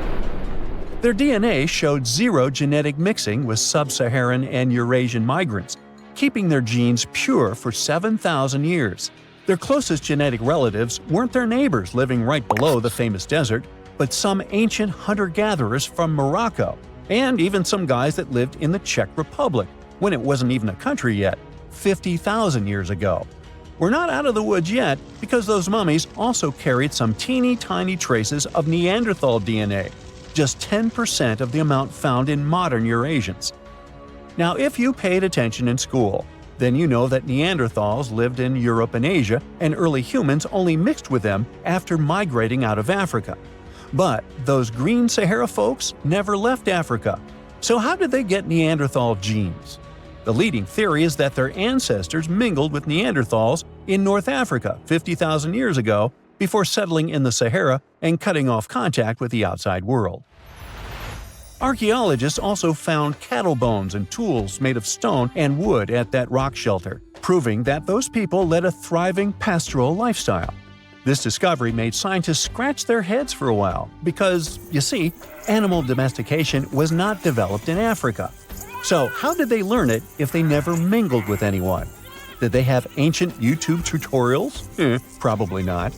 The researchers believe they must have traded knowledge with neighboring groups, but just knowledge, no saliva. It's almost too hard to believe that no outsiders mixed with them. After all, who wouldn't want to live in a thriving civilization in the middle of a green paradise, drinking milk, eating meat, and even using animal blood as a protein source? Ooh, yummy. They didn't have to hunt for every meal, thanks to their livestock, and the abundant water made life pretty sweet. And yet, they never married outsiders. Why? Maybe it was a cultural choice to never date outside their own group. Or maybe the landscape itself kept them isolated. This is where scientists place their bets. They believe that the dense forests and rivers that existed in the Green Sahara acted like nature's no trespassing sign, creating a geographical barrier that isolates animals, plants, and whole societies. This isolation is the reason why their genes were so unique. These guys weren't swapping spit with anyone else. But this genetic time capsule almost didn't survive. For most of the last ice age, the Sahara was even harsher than today, a true dead zone where humans couldn't survive. 70,000 years ago, even the toughest people disappeared, retreating to the Nile Valley and the Mediterranean coast. Why? Because Earth was a climate bully. Massive glaciers stole all the moisture, weakening monsoons until rain clouds barely reached North Africa. Then came the knockout punches. Armadas of icebergs flooded the North Atlantic, triggering devastating droughts each time. This was the Sahara's ultimate keep-out era. Now, you're probably wondering how in the world the Sahara turned green after all this, and then went back to being a desert again. Well, it all started 15,000 years ago, I wasn't around then, when Earth was shaking off the last ice age. Our planet's axis was a bit wobbly, and because of that, the northern hemisphere got closer to the sun, getting extra sunlight and heat. This eternal summer turned North Africa into a giant moisture magnet, pulling water from the Atlantic and making it all rain down on the Sahara. The result of this ridiculous amount of rain was a lush savanna, complete with lakes the size of small countries. But the African humid period was not just a one-time miracle. The truth is, this eternal on and off switch between green and desert happened to the Sahara more than 230 times since the desert was born. During one of these events, the Sahara even expanded, getting bigger than it is today. So when the green Sahara showed up, you can bet it brought the ultimate ecosystem glow-up. This wasn't just a light dusting of grass. We're talking full makeover. The transformation was so complete, it even reshaped animal populations. Cheetahs suddenly struggled with the new prey dynamics, while rodents like the multi-mammate mouse thrived in the suddenly abundant grasslands. But don't pack your prehistoric swim trunks just yet. This paradise had teeth. The Sahara was an ecological maze of crocodile-infested rivers, malaria-carrying mosquitoes, and big cats lurking in the tall grass. Crossing it would have been like playing a real-life game of Hungry Hungry Hippos. This is probably why more groups didn't settle permanently. The Sahara's climate cycled between wet and dry every 20,000 years, hardly a stable zip code. For most ancient people, it was smarter to treat the green Sahara like an all-you-can-eat buffet, grab resources and leave before the desert returned. Still, this green Sahara period lasted for 10,000 years, giving our mystery shepherds plenty of time to thrive. But around 5,000 years ago, Earth's axis shifted again, the rains moved away, and the Sahara dried up faster than a puddle in July. As the desert returned, the shepherds from the green Sahara had no choice but to pack up their livestock and leave. Some researchers believe they migrated toward the Nile, laying the groundwork for ancient Egypt, so I guess their legacy lives on. Besides, their pure lineage may be extinct by now, but some faint genes of the mummies can still be found in the people that live in North Africa today. But the introvert mummies were not the only ones using the green Sahara as an Airbnb. They actually had neighbors just around the corner, in a lakeside village in Niger to be exact. Those people thrived for 5,000 years and left behind the oldest Sahara Desert cemetery, including a man buried in a turtle shell, a grinning Halloween man with filed teeth, and a heartbreaking family embrace frozen in time, victims of the very waters that sustained them. Eventually, those people disappeared too, just like it happened to our antisocial friends. This proves that this desert outsmarts everyone, with a landscape that gives paradise with one hand and takes it away with the other. Egypt has ruled as the owner of the world's oldest pyramid, until now. A newly discovered structure in Indonesia may predate Egypt by thousands of years. If this is true, it rewrites history. The world's first pyramid was born during the last ice age, and it's now located in the middle of the jungle. At first glance, Ganung Padang does not exactly scream pyramid. It looks more like a big mound with scattered stones tossed all over it. But recent excavations have revealed that far beneath the surface, there are stone structures buried in multiple layers, deeper and much older than anyone expected. We're talking possibly 27,000 years old. This is serious if we're talking about humankind's history. Today, the oldest known ancient society with this kind of building knowledge is probably 11,000 years old and used to occupy the region of modern-day Turkey. We've talked about Göbekli Tepe in some of our previous videos. Ganung Padang has got the scientific community divided and raising big, life-changing questions. You see, the site of Ganung Padang has long been considered sacred by the locals. Many even call it the Mountain of Enlightenment and still use the site to perform mystical ceremonies. Westerners had no clue this place existed until the late 1800s. That's when a Dutch explorer heard whispers about a strange mountain and went to see it for himself. Just 4 hours south of Jakarta, he found something wild. Stacked terraces connected by rough stone steps, massive flat stones covering the ground, and towering pillars everywhere. To him, it looked like an ancient ceremonial site, maybe even a burial ground. For almost 100 years, mainstream archaeologists simply ignored Ganung Padang. The story resurfaced when a group of farmers brought attention back to the mountain in 1979. By the 80s, researchers finally started digging and found pottery fragments dating back to somewhere between 45 BCE to 22 CE. But here's where this story gets interesting. Some studies suggest the deepest layers of Ganung Padang are between 16 to 27,000 years old. That means this pyramid could have been built during the last ice age. And if that's true, it's older than Egypt's famous pyramids, the ones we thought were the world's first. This whole theory comes from geologist Danny Hillman. His team used ground-penetrating radar, core drilling, and carbon dating to study Ganung Padang, and what they found was pretty wild. According to Hillman, this place is like a giant ancient layer cake, built in stages over thousands of years. The youngest layer is around 3,000 to 4,000 years old. That's roughly the age of the pyramids in Egypt. When you dig a little deeper, you find Unit 2, which was built between 7,500 and 8,000 years ago. But here's where things get truly mind-blowing. Hillman claims the deepest layer, Unit 3, could be as old as 27,000 years old. His study suggests that Ganung Padang isn't just a hill. It's a stepped pyramid, complete with chambers and hollow spaces hidden underground. Although there's not much info about these chambers. The geologist does admit his theory sounds crazy, but he says it's all real and legitimate data. Hey, this is just one theory. Those who disagree with Hillman say Ganung Padang was not man-made. It was nature-made. Maybe not the upper parts, which Hillman calls Unit 1. The lowest units, which are the units that could change our collective history, are the problem. To understand what the fuss is about, we need to look at the soil. The area that Ganung Padang was built on is filled with volcanoes, which means it sits on top of volcanic soil. Hillman's team drilled into the mound and found something odd. Younger soil wedged between much older rock layers.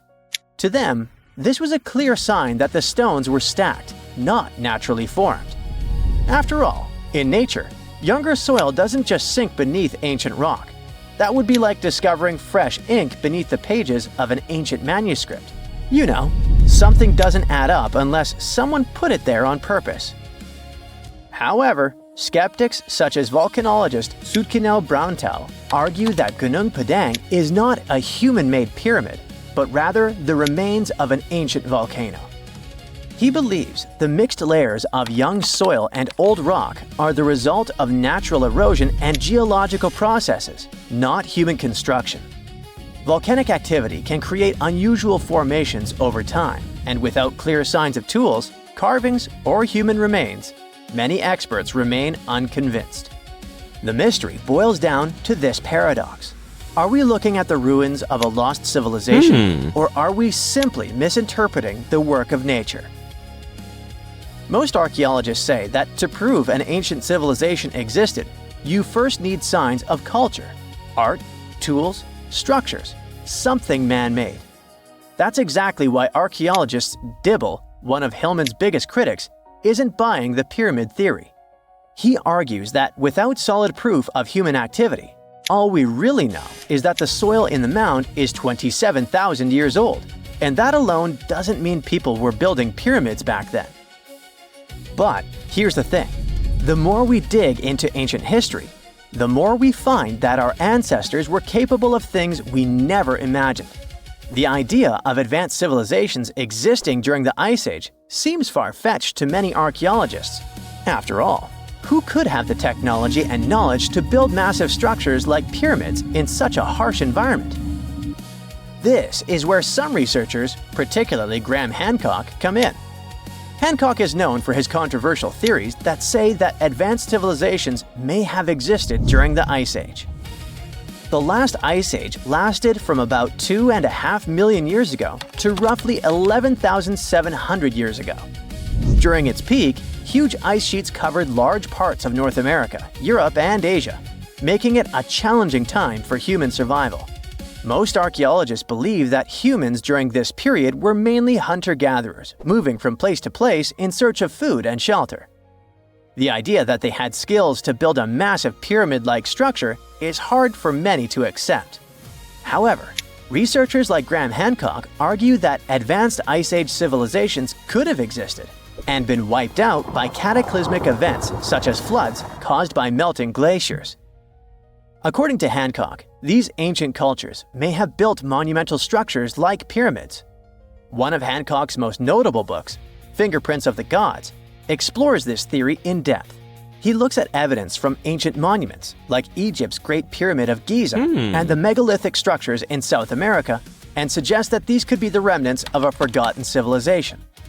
Hancock's theories imply that knowledge and skills passed down from this ancient culture were eventually rediscovered and used by later civilizations like the Egyptians and Mayans. If we apply this to Ganung Padang, the idea becomes even more fascinating. Could this ancient site in Indonesia be a remnant of a long-lost civilization that existed during the last ice age? We'll have to keep digging to figure this out. Either way, while scientists debate the origins of Ganung Padang, local myths offer a different explanation. One of the most famous local legends tells the story of King Siliwangi, a powerful ruler who wanted to build a grand palace in a single night. With supernatural strength, he began stacking enormous stones to create his masterpiece. But as the first light of dawn appeared, he realized he had failed to finish in time. Frustrated, he abandoned the project, leaving behind the massive rock formations that we see today. While this story isn't historical fact, it reflects how deeply Ganung Padang is embedded in the local culture.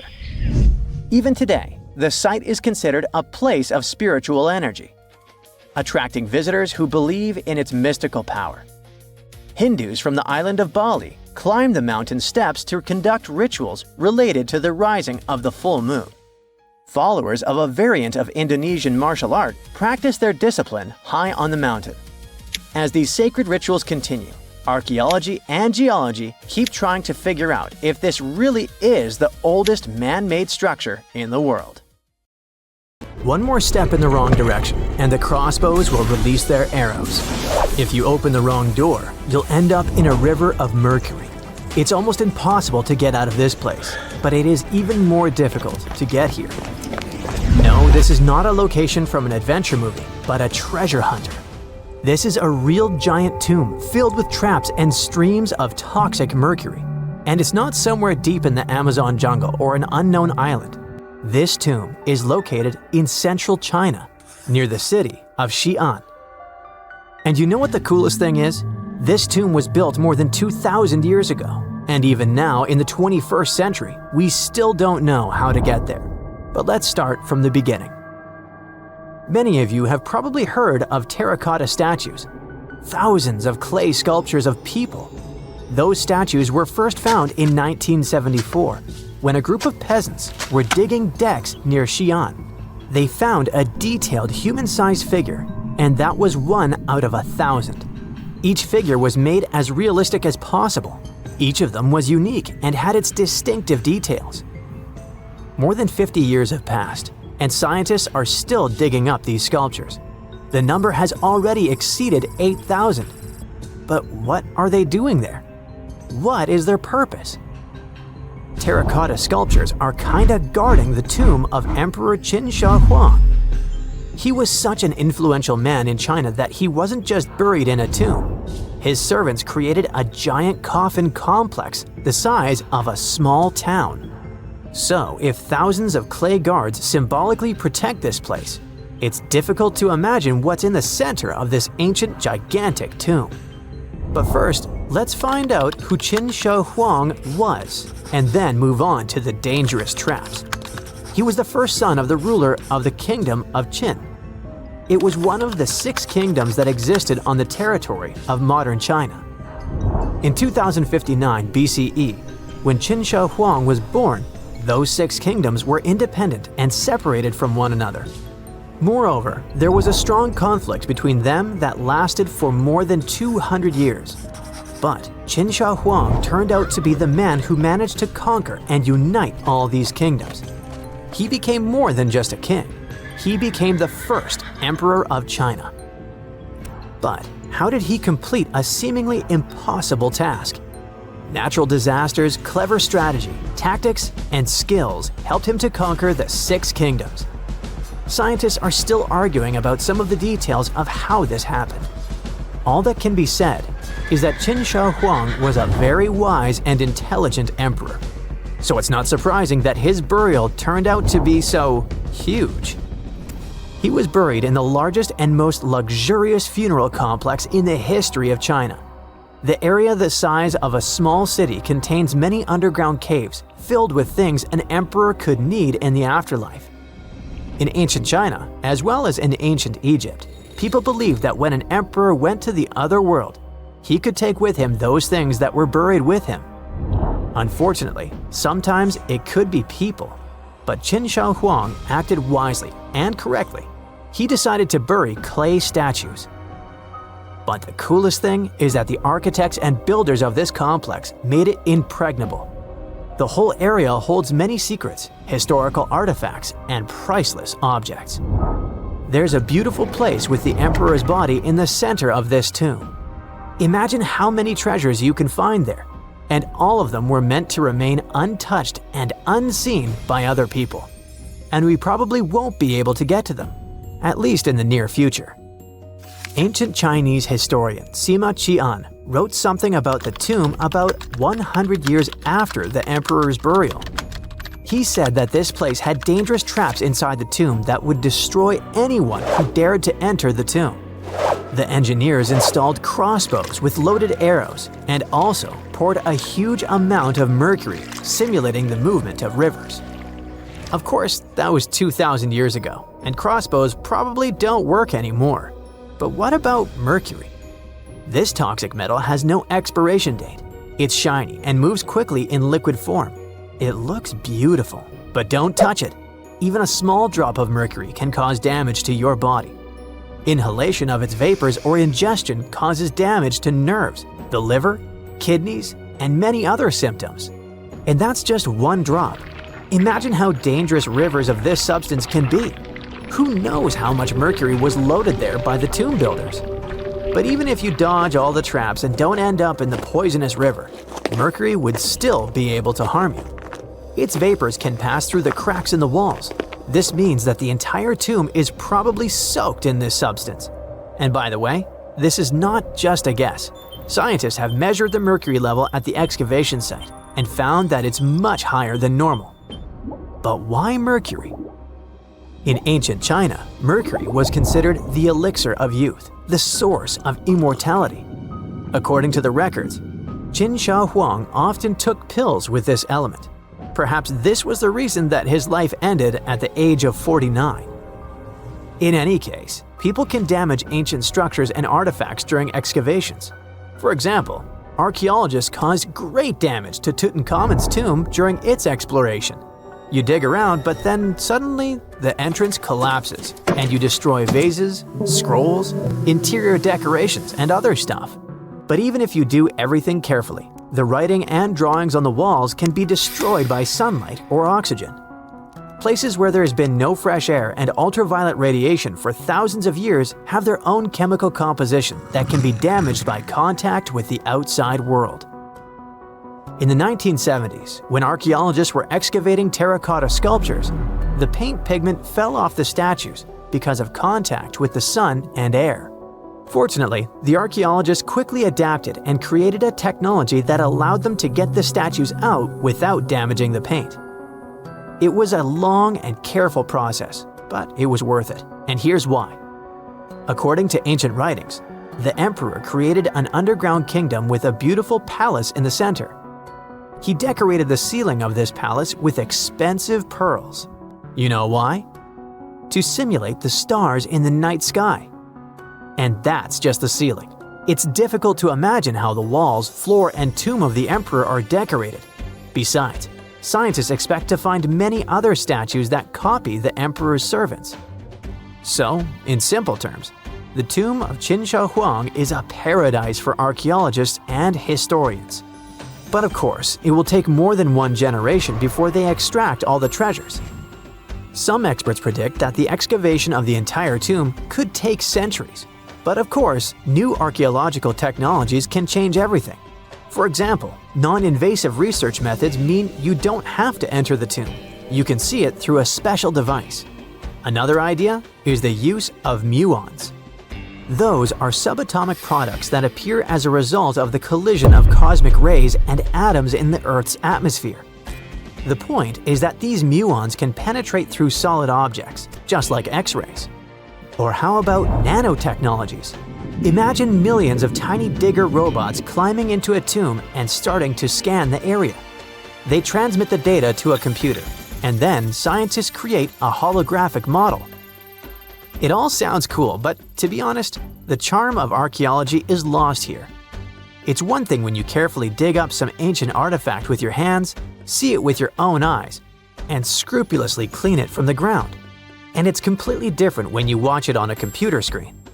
But in any case, technologies using muons or some kind of robots ensure people's safety. It's better if a computer falls into a trap than if it happens to an archaeologist.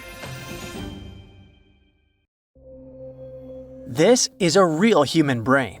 Well, it was, until a hot cloud of ash turned it into glass. This crazy transformation happened almost 2,000 years ago, when Mount Vesuvius decided it was a good day to erupt and destroy cities like Pompei, Atlantis, and Herculaneum. This particular brain belonged to a young man who lived in 79 CE in Herculaneum.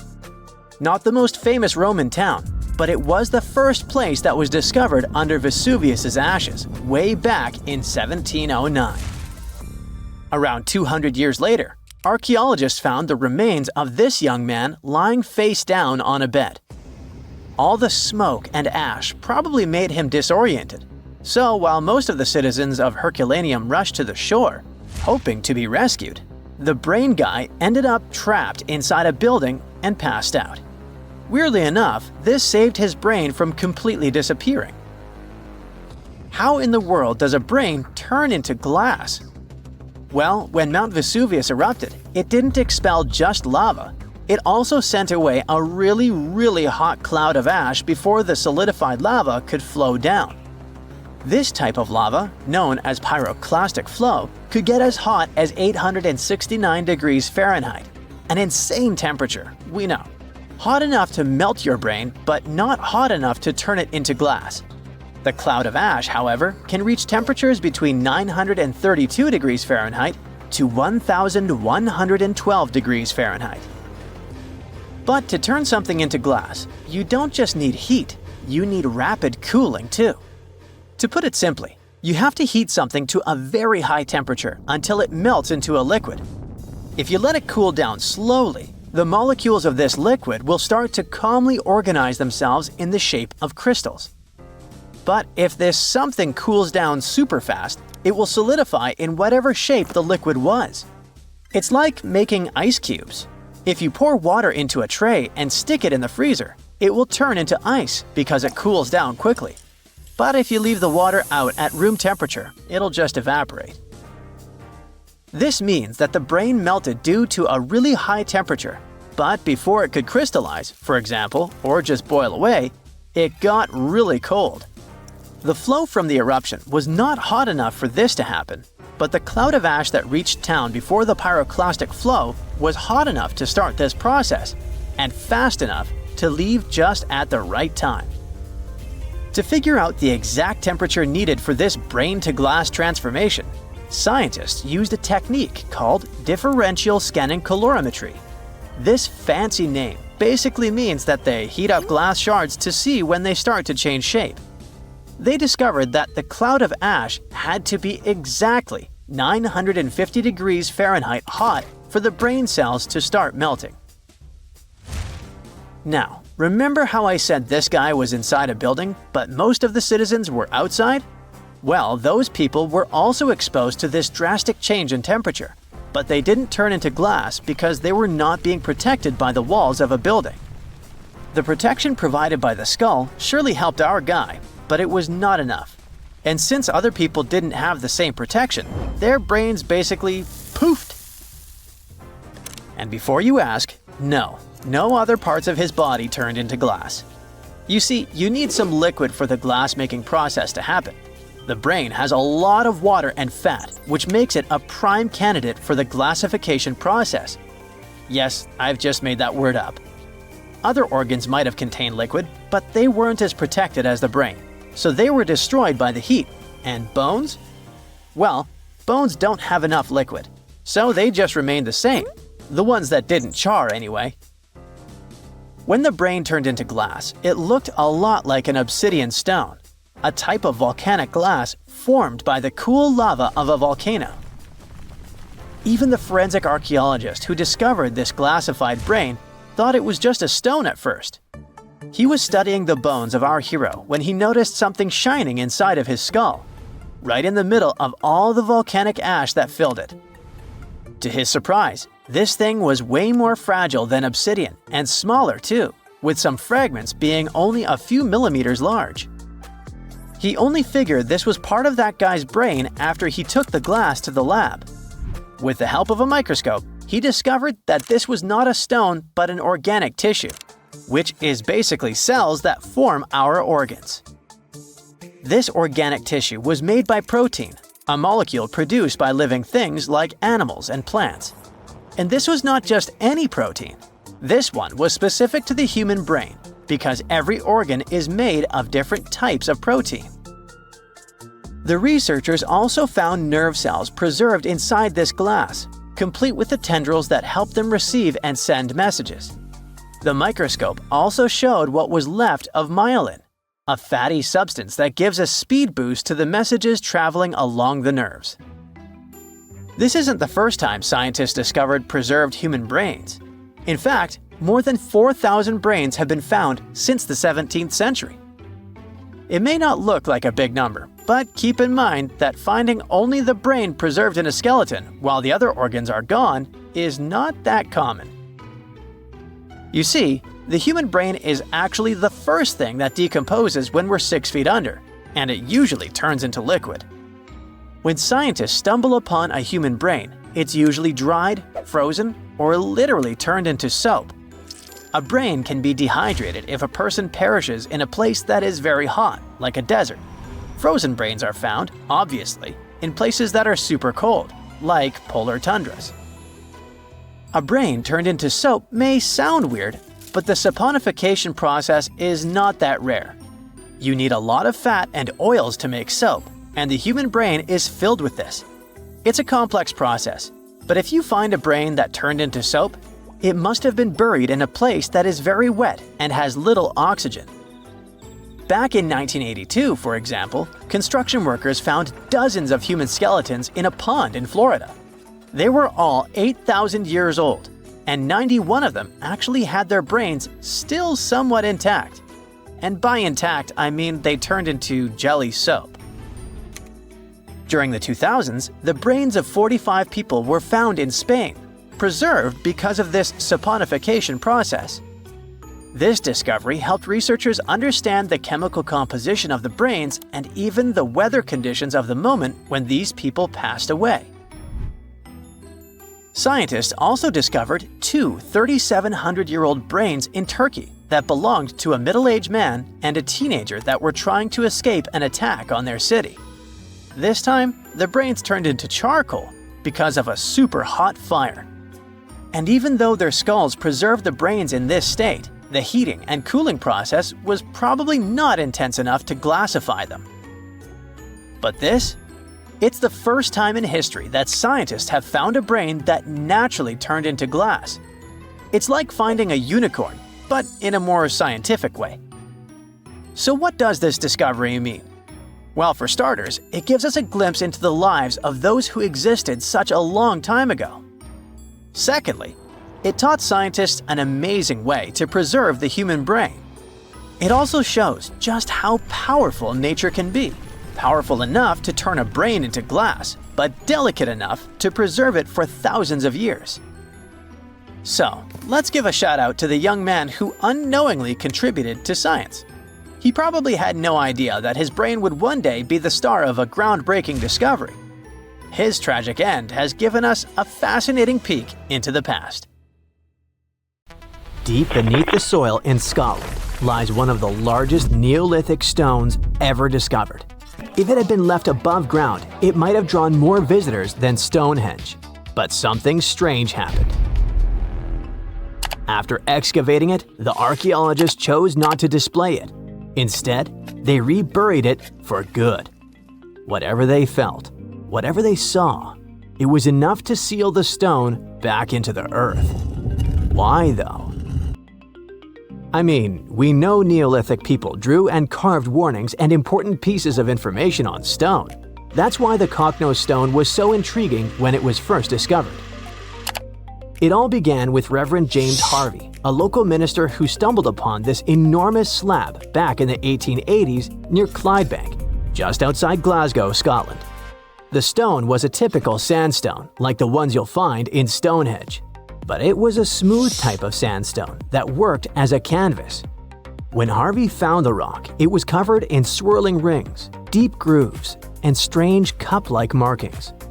Harvey must have recognized right away that this was no ordinary rock.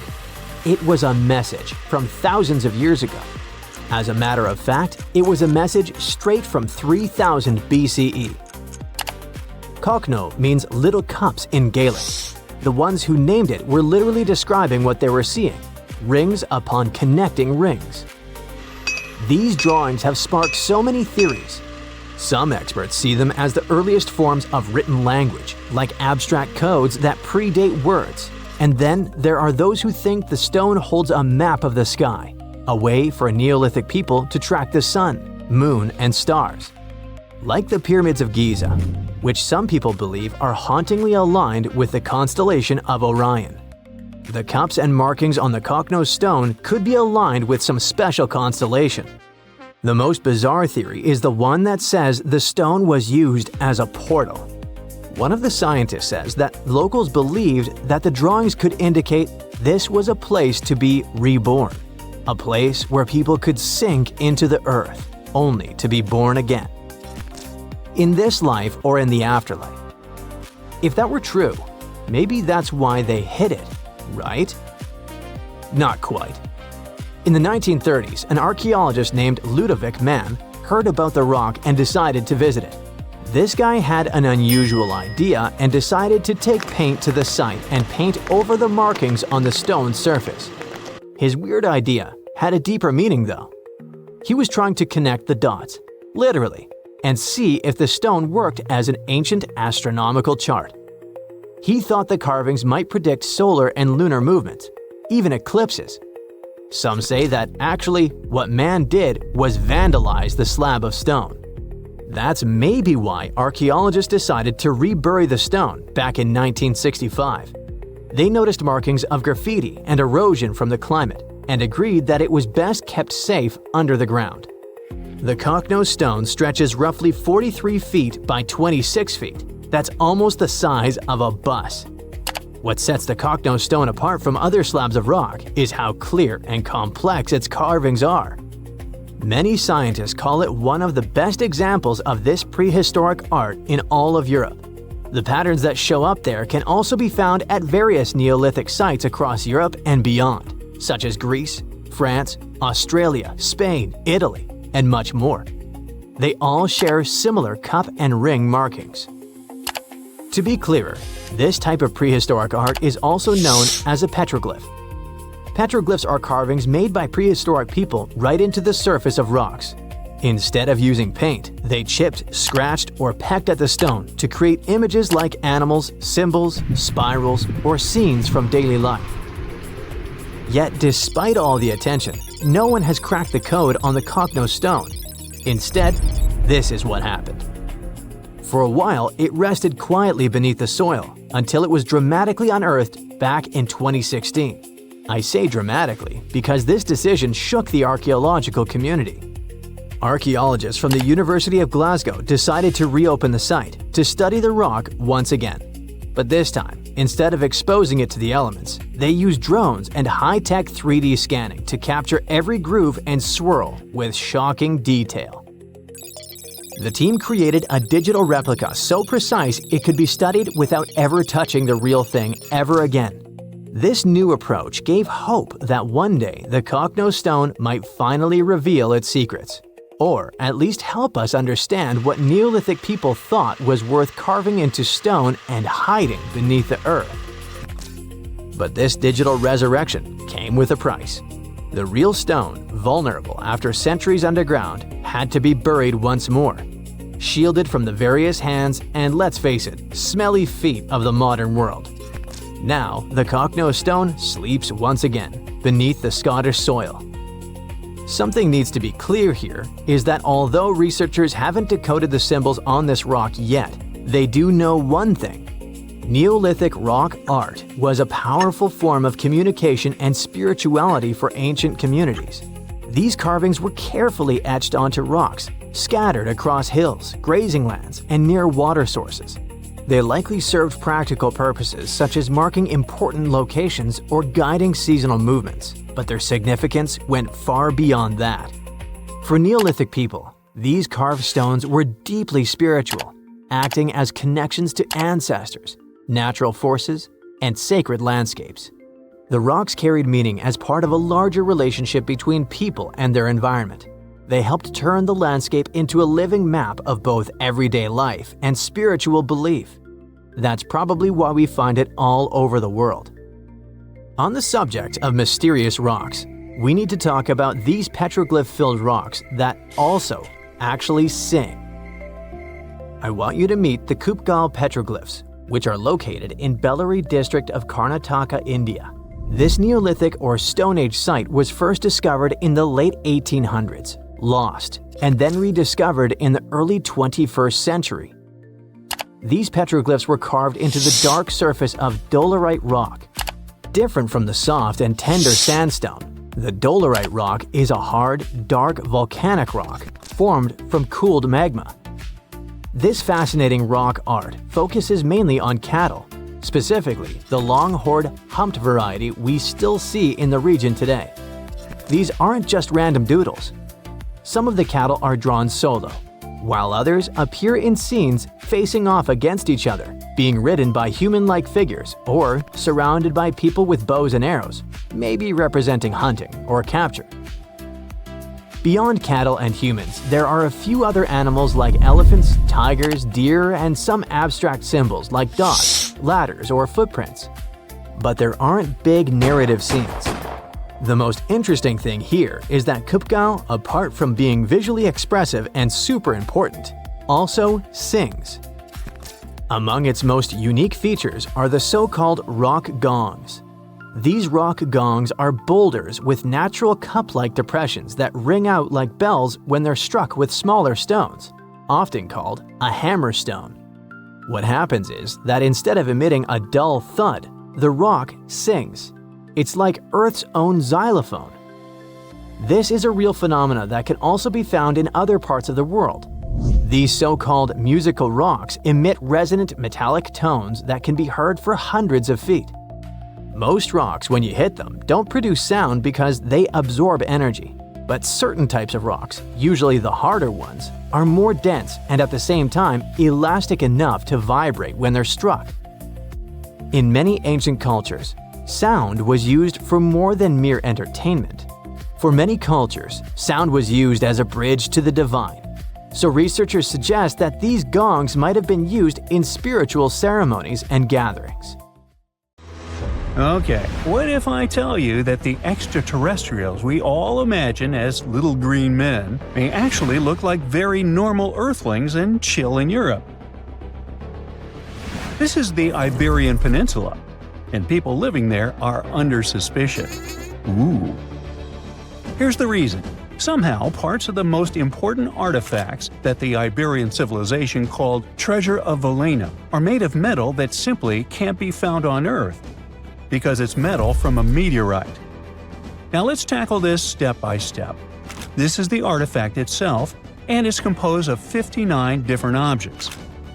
Bowls, bottles, and bracelets. Is there a pattern there with all those bees? In total, the find weighs around 20 pounds, of which 18 pounds are 23.5 karat gold. Now, if you're not a metal specialist, I'll clarify it for you right away.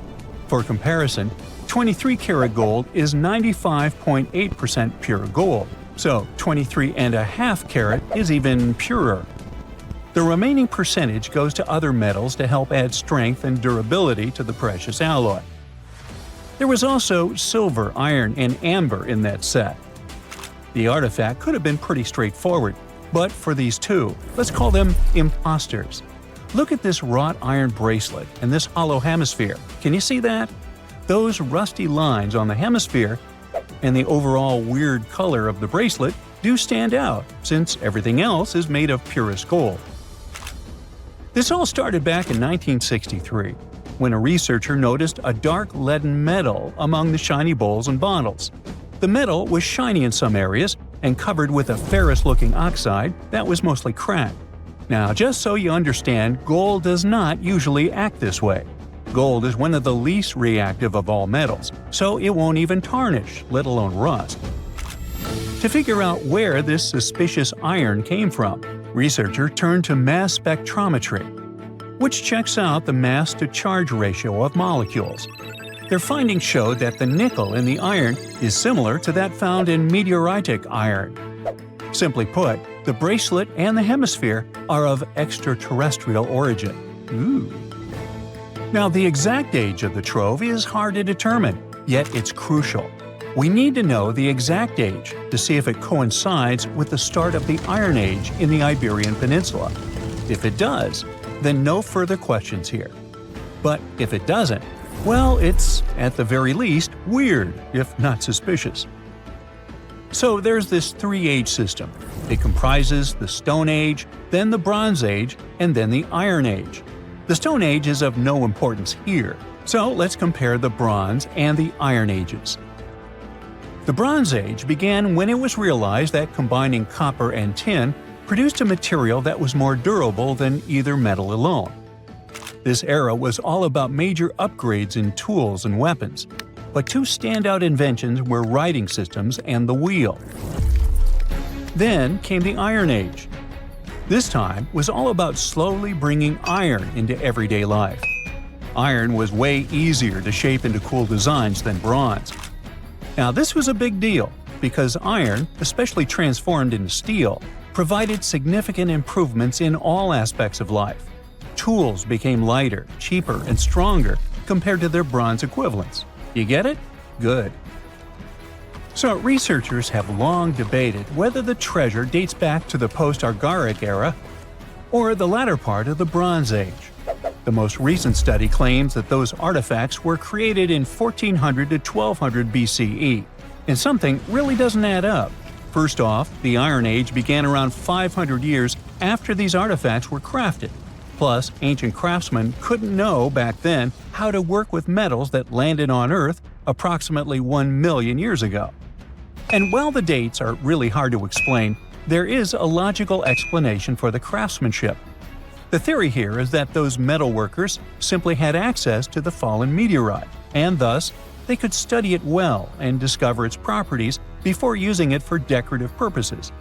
They could have figured it out through trial and error, and once they knew exactly how to work with this extraterrestrial metal, they proceeded to adorn the artifacts with it. Plus, there were the Phoenicians, who contributed to their craftsmanship. Now, it's true that the Iberian people have been processing metal and making pottery long before the Phoenicians settled on the peninsula. But the arrival of new metalworking techniques and the introduction of the potter's wheel enabled them to produce better quality goods much faster than before. So, we figured out the extraterrestrial origins of the Iberian artifacts. But guess what? This area is still under suspicion. The reason for that is the language they spoke. You see, for most modern languages people use today, there will always be some proto-language. Say for Italian, Spanish, and French, it's Latin, hence their similarities. But wait, Iberian was largely spoken where modern Spain is, so why isn't Spanish similar to it? Well, the truth is, no language today is similar to the Iberian. Maybe only the Basque language, but it's because of some similarities found in their numerical systems. Basque is classified as a language isolate, or simply unrelated to any other known languages, and the only language isolate in Europe. The Iberian language is unclassified. While the scripts written in it have been deciphered to various extents, the language itself remains largely unknown. And look at the alphabet the Iberians had. Looks like it doesn't really belong to our planet. But hold up, this one might be a bit of a stretch. When the Phoenicians came to the peninsula, they brought along their alphabet to the Iberians. But honestly, the Iberians probably weren't keen on just copying someone else's writing system, so they tweaked it until it looked completely different. Let's just say they took some inspiration and ran with it. While linguists can guess to some extent how most characters sounded, actually translating the language is still completely impossible. The Iberian language was non-Indo-European and faded away over 2,000 years ago. And there aren't any similar languages left to help us out. Super frustrating, right? Yeah. We got over 2,000 Iberian inscriptions from tombs, coins, potteries, lead plates, and even cave wall carvings. But aside from a handful of words, we're totally in the dark about what they mean. Now, if we could understand their language, we might have learned that they were great thinkers and all, but we can only contemplate the works of art they left. Iberian culture has a lot of amazing stuff made by talented artisans. We're talking about not just metalwork and ceramics, but also detailed sculptures, textiles, jewelry, and other personal bling. But here's the catch. Making all those luxury items depended a lot on a big farming class. At the heart of Iberian society, most folks were involved in farming and taking care of livestock. Depending on where you were, the types of farming varied.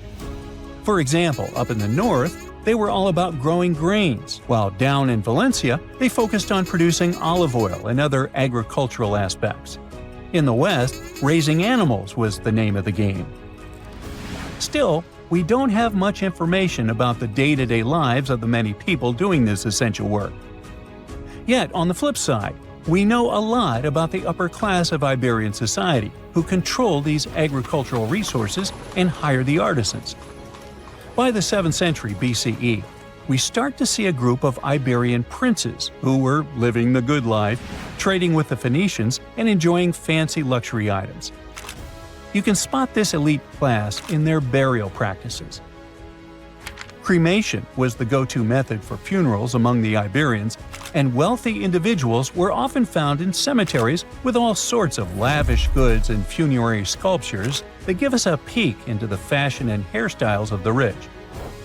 Interestingly, starting in the 6th century BCE, there was a noticeable drop in the number of recognizable burials, which suggests that these elaborate funeral customs became more exclusive to a small elite.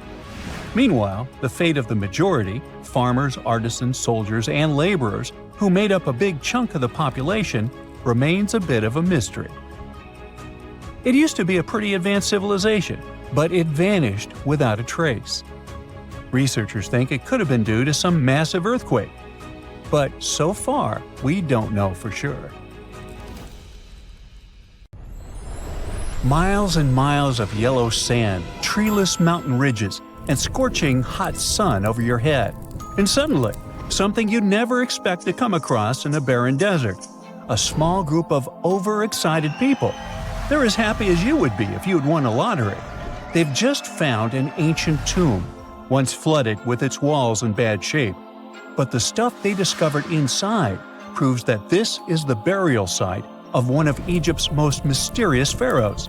Historians have been hunting for his tomb for years, but no one expected it to hide ancient treasures. Fast forward.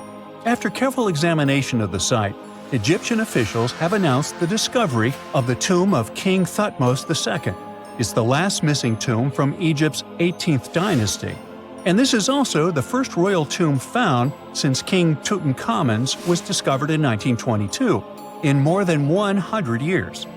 A team of Egyptian and British archaeologists found the tomb in the Theban Mountains area, west of Luxor, near the famous Valley of the Kings. Before this, the site was only known as Tomb C4, but during their excavation, the team found clear evidence proving it belonged to King Thutmose II.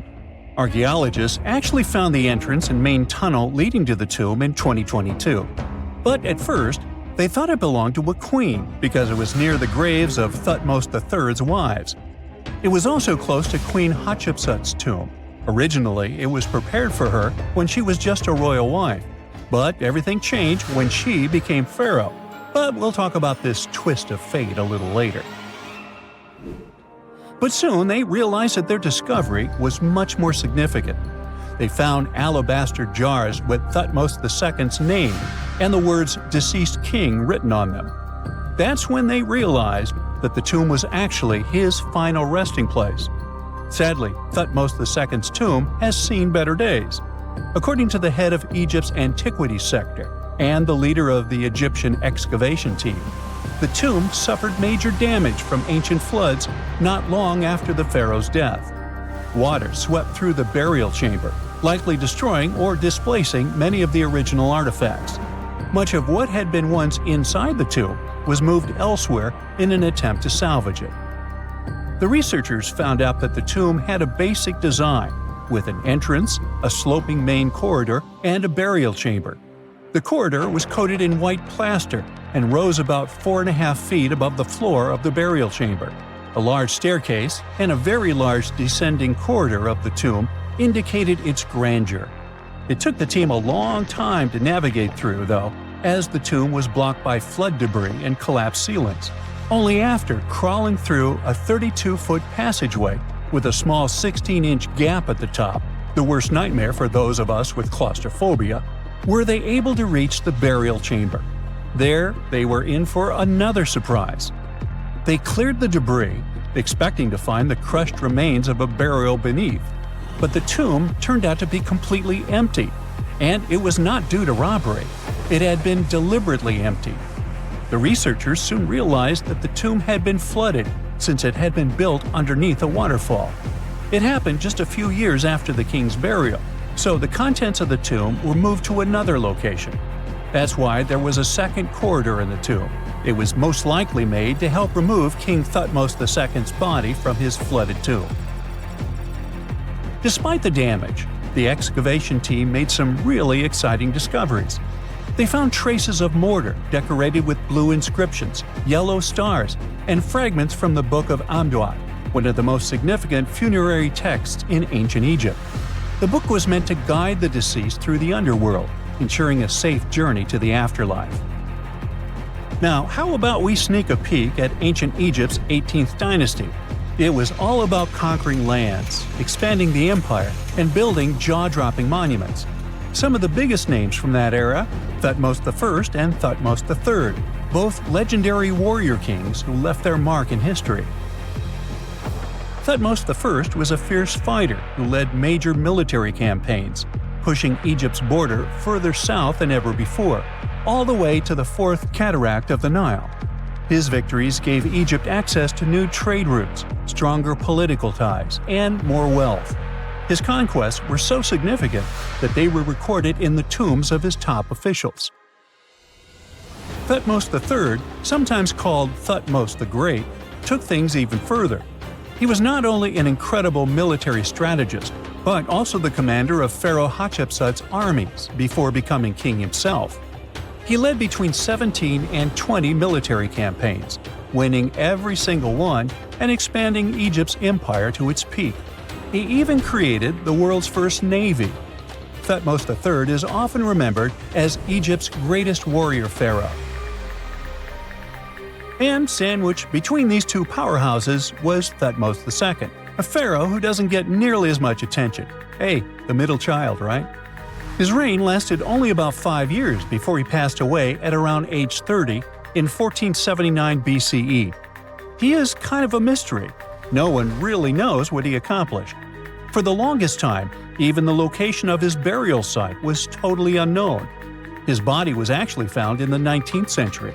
It was just lying around in the mortuary temple of Deir el-Bahari, in a secret chamber where priests used to hide royal mummies centuries after their original tombs were looted by grave robbers. In other words, Thutmose II's body must have been moved from his original resting place at some point in history to protect it. During his lifetime, Thutmose II made at least one major impact on Egyptian history. He married his half-sister, Hatshepsut. That might not sound like a big deal, but it helped her become Egypt's greatest female pharaoh after he passed. The catch?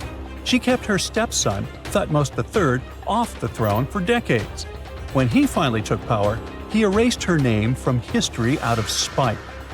And still, Hatshepsut is one of Egypt's greatest pharaohs, no matter if you're talking about a man or a woman.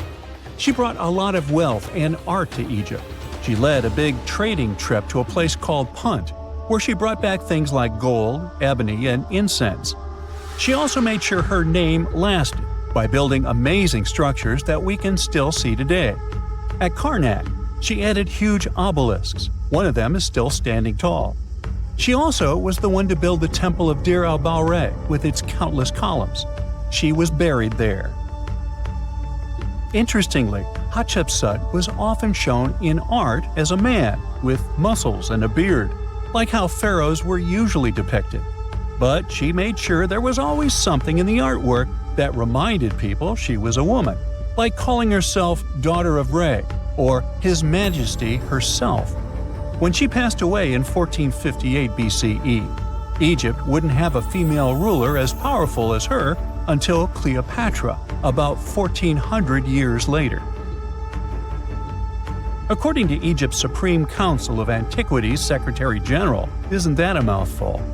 Hatshepsut's name actually appears in Thutmose II's tomb, meaning she might have even handled his burial. As for their final resting places, well, Hatshepsut was buried in the Valley of the Kings, and Thutmose II's mummy is now in the National Museum of Egyptian Civilization, alongside other ancient Egyptian rulers. It gives visitors a rare chance to see the remains of a nearly forgotten pharaoh. Now, experts consider the discovery of his tomb to be one of the most significant in recent years. The artifacts found there add important details to our understanding of the history of the region and Thutmose II's rule.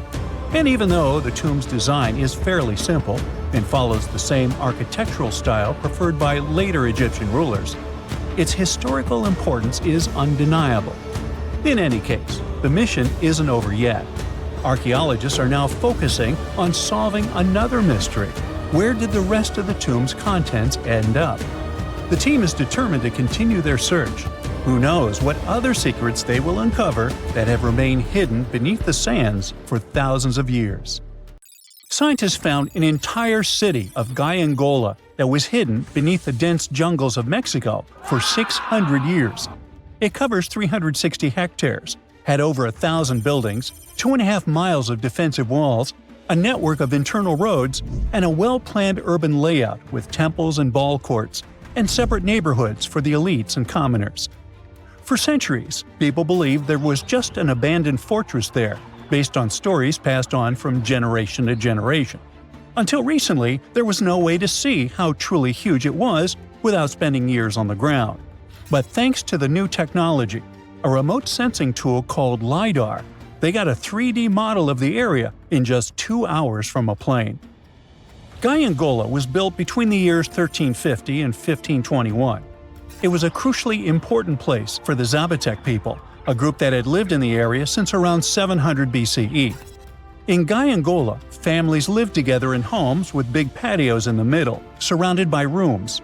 When families got bigger, they built more rooms and made their homes larger. The study found that both the leaders and regular people worked together to make the city better. Because Gyangola was surrounded by mountains, they used this land wisely and built their houses in a way that fit the slopes and let rainwater flow naturally. This helped keep their homes safe and strong. They were built so well that many of these buildings are still standing, even after hundreds of years. There are 2 pyramids in the center of the city. They may have been used as temples where the priests celebrated rites and ceremonies to their deities. The priests brought offerings to the altars. and the people assembled at the two squares that are now sunken. Then, there is also a palace with 64 rooms, some of them with circular columns on several sloped terraces. There are patios with many stairways all connected to each other. The sensing tool also found a round-shaped lookout point on a natural rock, where the Zapotec people could see their foes approaching from a distance. Researchers also noticed two circular structures that could have been used to watch the stars and measure time. They also found some tombs, so there was most definitely a city cemetery. By the end of the 1400s, the Zapotec people controlled a large territory on the Pacific coast and had successfully defended their land from the Aztecs, who were trying to take over more territory. They did the almost impossible and survived a 7-month-long siege at Gyangola. When they won this conflict and kept control of the southern part of Mesoamerica, the Zapotecs didn't need to live in Gyangola anymore. Staying in the mountains had its pros, but they needed fresh water and good farmland to grow food. The small city of Tehuantepec, just 12 miles away, had these conditions, so they moved there just before the Spanish arrived in 1521. Over time, Zapotec traditions started to fade, but their culture didn't disappear completely, and more than 300,000 Zapotec people still live in Oaxaca state in Mexico. They speak their own languages and keep their traditions alive. Creating the 3D model of the lost city is just the beginning of the research. Archaeologists hope that future studies of Gyangola will help us learn more about how the Zapotecs were organized, how they ruled their cities, and how they interacted with the Spanish when they arrived. They plan to study all 1,100 buildings found in the LiDAR scan, and it will take a few years.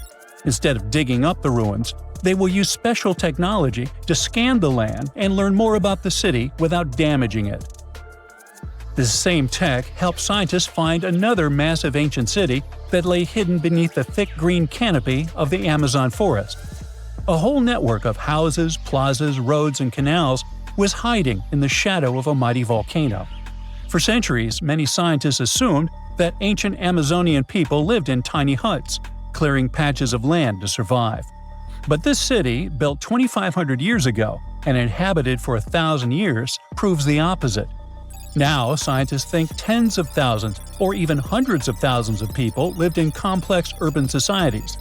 Scanning the area found 6,000 rectangular platforms, each measuring around 66 by 33 feet, and standing 6 to 9 feet high. These structures were arranged in clusters around central plazas, with straight roads with perfect right angles and paths connecting them. One of the roads was 16 miles long. Building straight roads like this is far harder than just following the landscape. Some of these roads may have had deep spiritual or ceremonial significance. The volcano's rich soil helped the civilization thrive, but it may also have led to its downfall. Researchers also found signs of threats to the cities, such as ditches that blocked entrances to the settlements. Maybe some people living nearby were trying to get in. The next step for the researchers will be studying the adjoining 116 square miles to know more about this large, complex society that could be bigger than the well-known Mayan societies in Mexico and Central America. Meanwhile, in 1963, a man in Turkey discovered an ancient city while renovating his own house. He knocked down a wall in his basement and found a mysterious room. He kept digging and saw a tunnel. It led to the Derinkuyu underground city.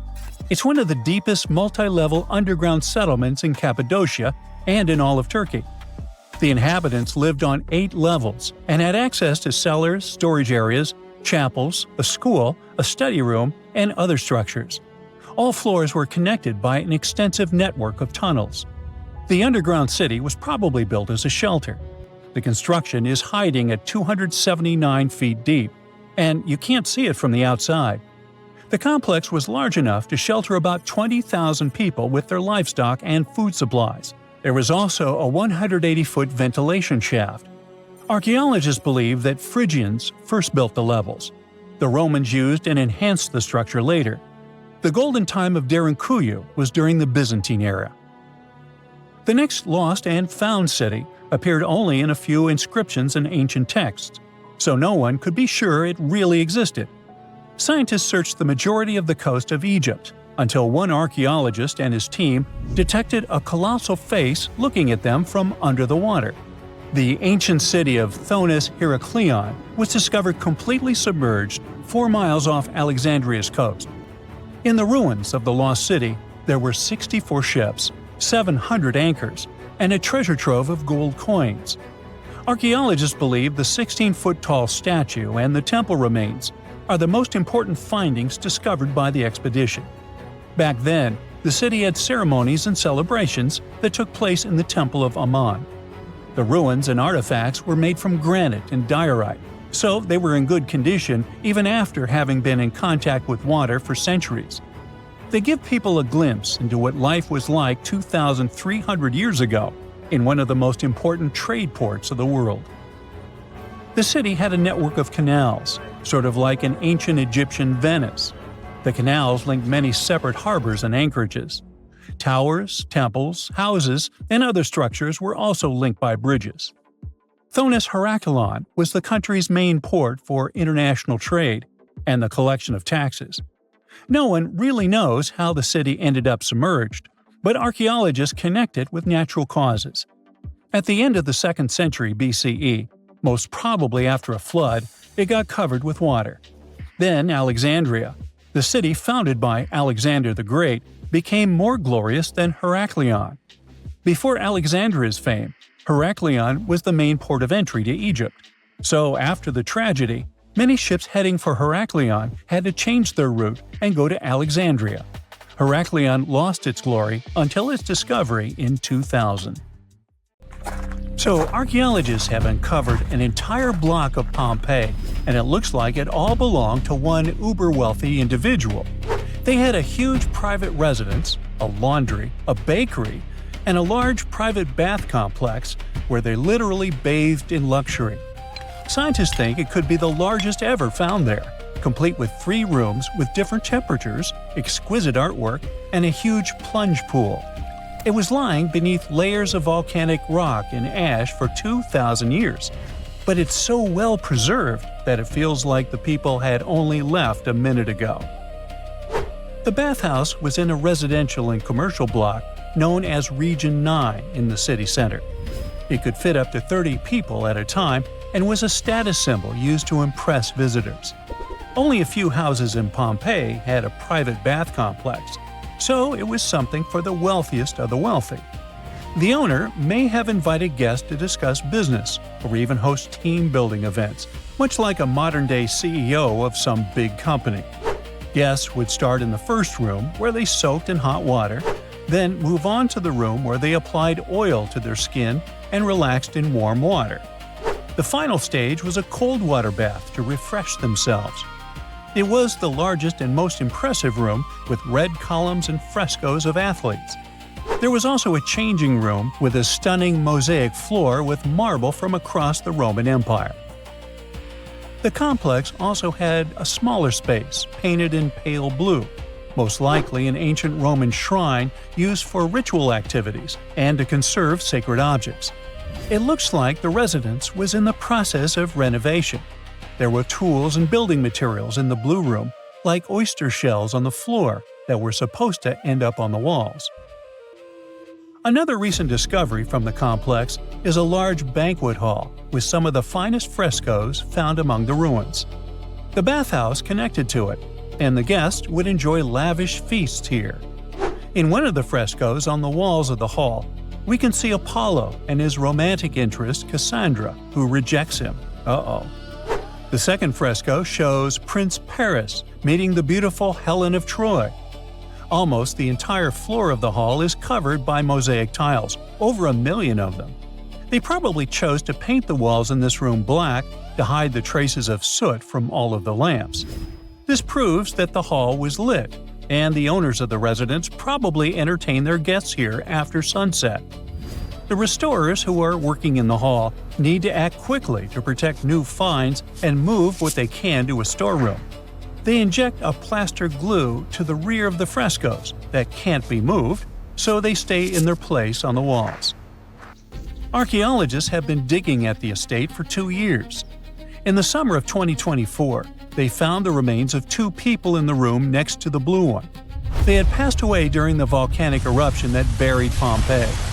One was a woman between 35 and 50, and the other was a young man between 15 and 20.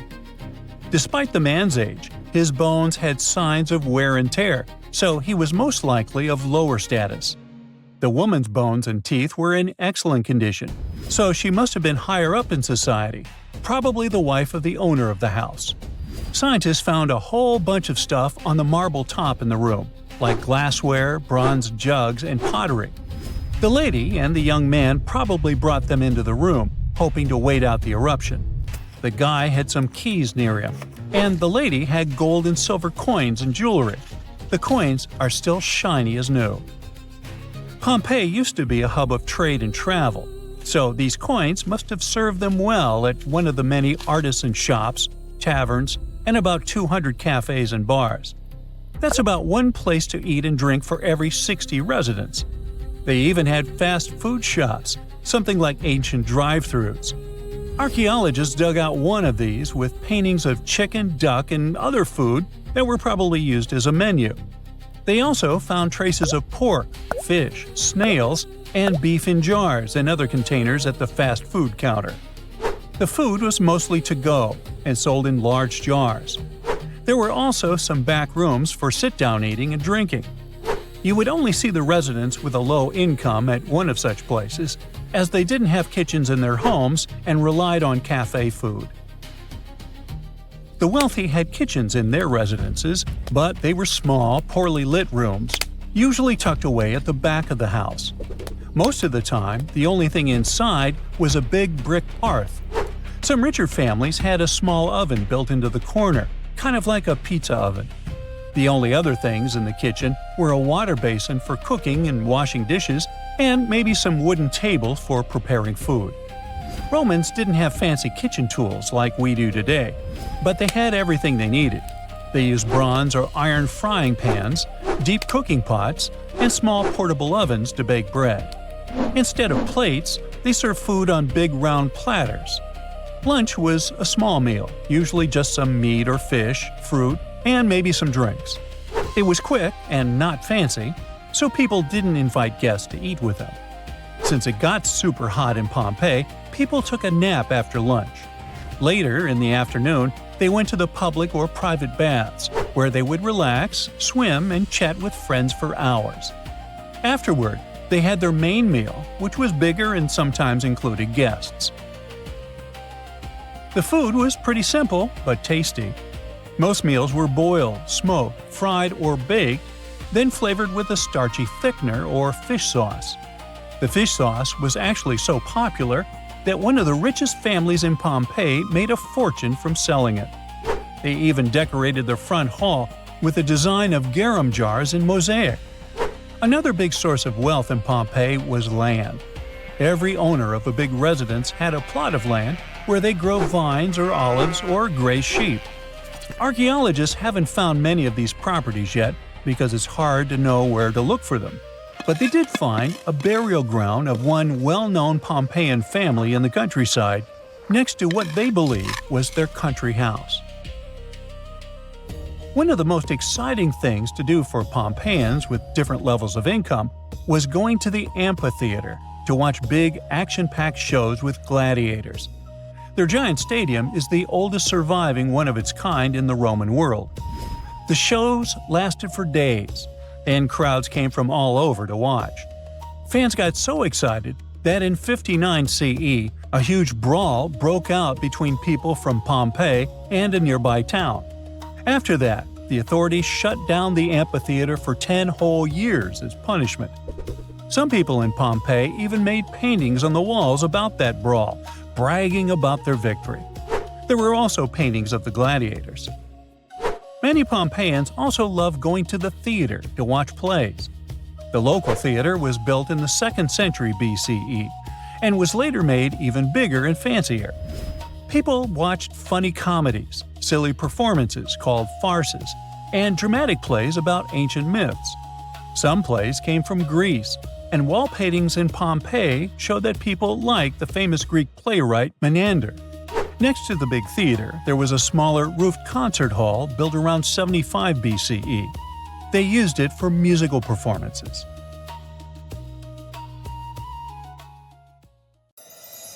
So looky here, scientists discovered ancient artifacts near King Tut's tomb. Turns out, his VIP final resting place looks more like a public graveyard with about a dozen wooden coffins that's been there for around 3,600 years. Okay, I might have exaggerated a tad. The 11 tombs weren't exactly right next to King Tut, but they were close, near the same city of Luxor. New findings in Egyptian tombs can help us piece together what life was like in ancient Egypt. And guess what? Ancient Egyptians seem to have been remarkably like us, modern humans. Say, the women have always loved jewelry, and archaeologists retrieved a beautifully made necklace with 30 amethyst beads and 2 agate beads, plus a hippo head amulet. Bet it was all the rage back then. Researchers also discovered 2 copper mirrors. One had a handle shaped like a lotus, and the other was decorated with Hathor, the ancient Egyptian deity of the sky, women, fertility, and love. These recent excavations near Tutankhamun's burial site led to another jaw-dropping revelation. For the first time in thousands of years, fragments of Queen Hatshepsut's Valley Temple were uncovered. This fearless woman was thought to be the second female pharaoh, who ruled with both courage and wisdom, leaving a legacy as solid as the stones themselves. Her temple, hidden for ages, opens a window into a time filled with power, intrigue, and spiritual devotion. Archaeologists found over 1,000 beautifully decorated stone blocks on the outskirts of Hatshepsut's funerary temple. There were very few women who managed to take the throne in ancient Egypt.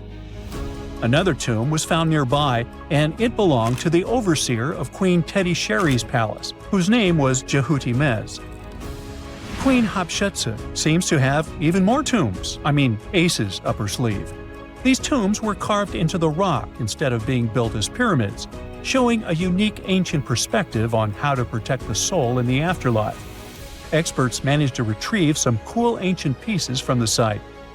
Toys made of clay, mummy masks, winged scarabs, and some amulets.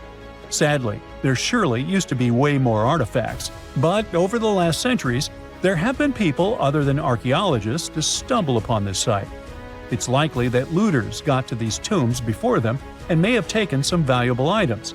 But they did leave behind some cool stuff for the researchers, like pottery used for offerings of bread and meat, along with archers' bows that connect the tomb's owners to the Egyptian military. Meanwhile, soul protection is way more important than you might think, especially if you're roaming around Luxor looking for ancient secrets. You aren't scared of King Tut's curse, are you? Let me tell you what happened to those who weren't scared, but promise me to take it with a dash of salt, okay? For years, Egyptologists, especially those who believed in paranormal activity, were convinced that there was an unsettling curse surrounding Tutankhamun's archaeological discoveries. This belief stemmed from the mysterious and untimely demise of several excavators who discovered the tomb in 1922 with no logical explanation for why they passed away. It was just easier to chalk it up to something supernatural and avoid the whole mess. But it turns out it wasn't a curse at all. It was likely the radiation that caused those excavators to perish. Now, you might wonder where the radiation came from. After all, while radioactivity was discovered in the 19th century, ancient Egyptians, despite their impressive pyramids, didn't have any radium lying around to make Tut's tomb glow like crazy. So, what could be the real story? It might have been toxic waste behind it all. Toxic levels of radiation from uranium and hazardous waste have been lurking inside the tomb since it was sealed over 3,000 years ago. The burial chamber of Tutankhamun's tomb reportedly has such high radiation levels that anyone who steps inside could easily end up with a fatal dose of radiation sickness or an incurable condition. By the way, you can have a somewhat similar level of radioactivity if you don't get rid of those moldy dinner leftovers you left to perish in your fridge a month ago.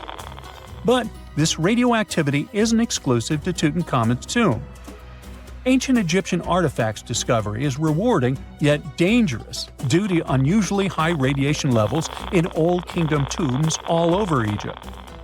Geiger counters have detected radiation at 2 sites near the Giza pyramids, and radon, a radioactive gas, has been found in several underground tombs in Saqqara. Interestingly, experts believe that the builders of these ancient tombs were aware of the toxins, as some eerie warnings were carved into the walls of many tombs. One inscription ominously declared, "They that break this tomb shall meet their end by a malady that no doctor can diagnose." Other ominous phrases like "forbidden," "due to evil spirits," only added to the fear that supernatural curses haunted these ancient sites. Ominous signs have stunned archaeologists since forever, but the fear grew even stronger a century ago with the mysterious passing of Lord Carnarvon, who funded King Tut's excavation in 1922 and reportedly explored the treasure-filled rooms, along with several others who entered the tomb.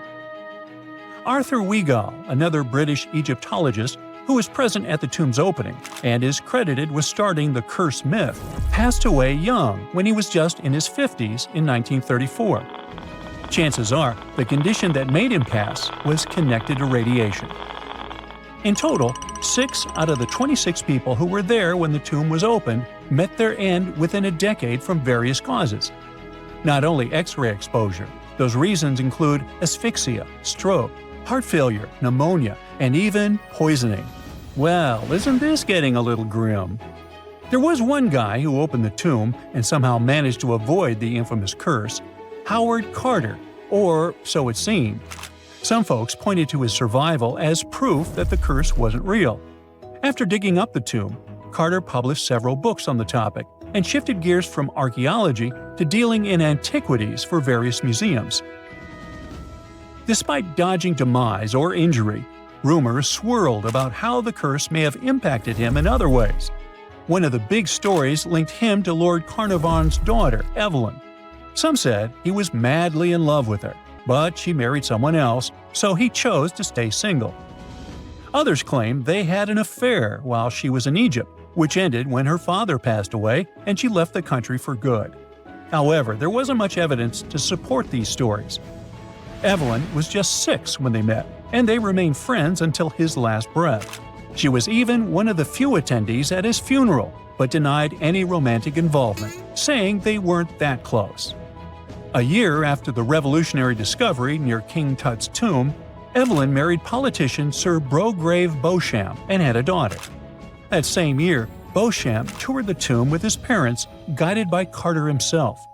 Carter never married and, aside from those posthumous rumors about Evelyn, had no other romantic connections.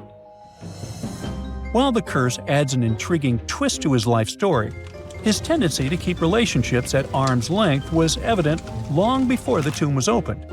It seemed Carter just wasn't a people person. In 1939, after battling a serious illness, he ultimately succumbed to fate. He was 64, which was a pretty common life expectancy in the UK back then, so no one really thought it was off and linked it to an ancient curse. When he passed, it turned out he had several artifacts from Tutankhamun's tomb in his London apartment, which were eventually sent back to Egypt, marking what some viewed as the curse's end.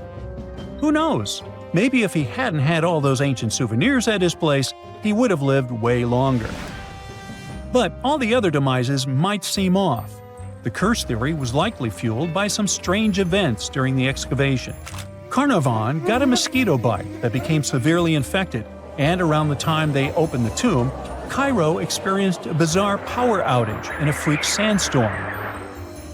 Back in England, the Earl's dog, Susie, managed to escape from Carnarvon's house and began barking frantically at seemingly nothing. At least that's what the staff and family saw. Strangely enough, at the very moment her owner's heart stopped, Susie started howling and fell down without showing any signs of life. Maybe radiation didn't play a crucial role after all, and those were indeed ancient artifacts from King Tut's tomb that made them all perish. Spooky, huh?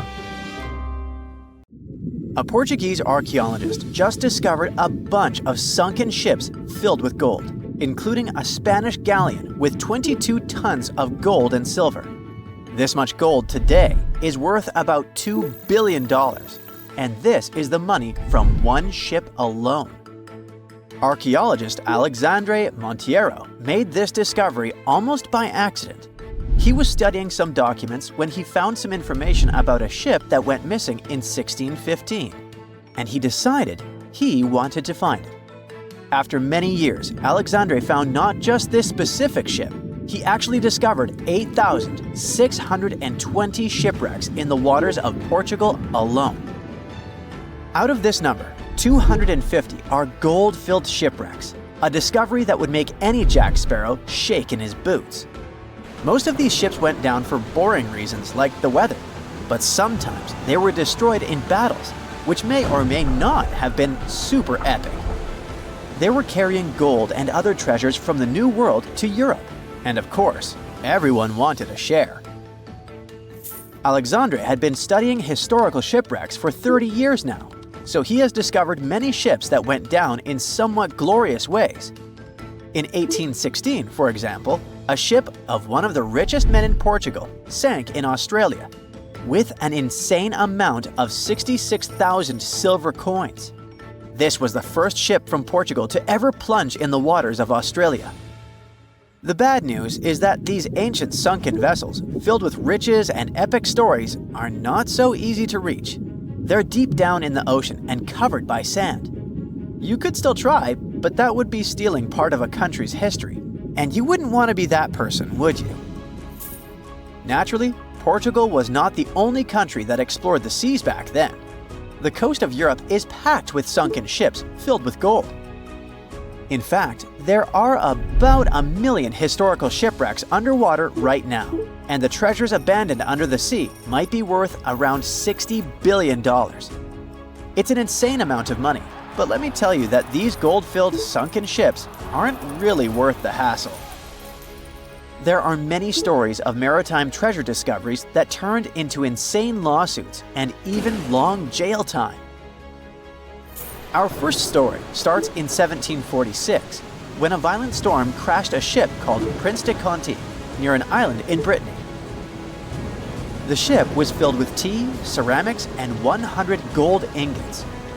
Of course, the owners of the ship tried to save the loot, but if it's not easy now, imagine how it was back in the 18th century. It took more than 200 years for the vessel to be found. It finally happened in 1975, when a group of French men discovered it and decided to take pretty much every valuable thing they could find. Now, I said these things were not worth the trouble for a reason. In France, if you find anything that can be historical, you must declare it to the local authorities within 48 hours. Fail to comply, and you will be committing something known as a crime. To be fair, our French friends here did declare their findings, but only the corroded cannons from the ship. And the gold? Well, they sold it. Obviously, because each gold bar is worth between $125,000 to $231,000. It took French authorities almost 50 years to retrieve the stolen gold, and they didn't retrieve all of it. Part of it was bought by an elderly couple living in Florida, and the crime is so serious they were charged for connection with money laundering, organized crime, and the trafficking of cultural goods. The poachers also sold some gold ingots to the British Museum collection. Now, let's go back to the 1850s, when a steamer called SS Central America traveled from Panama to California and back again. This was during the Californian Gold Rush, a time when 300,000 people moved to California to dig for gold. Because the travel route was not easy breezy, people needed to carry their gold around on big ships. This is where our friend SS Central America comes in. In 1857, the ship had 578 people on board and about 10 tons of gold. Very few survived, and around $100 to $150 million in gold went down with the ship.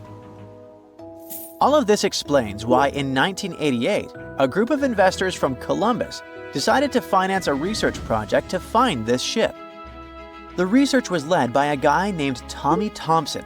Tommy was really crazy about the idea of finding this sunken ship filled with gold.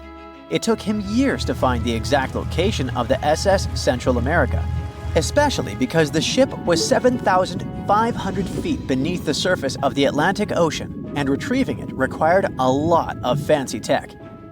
A group of 161 investors paid for his adventure, but it goes without saying that they were not doing this out of love from their hearts.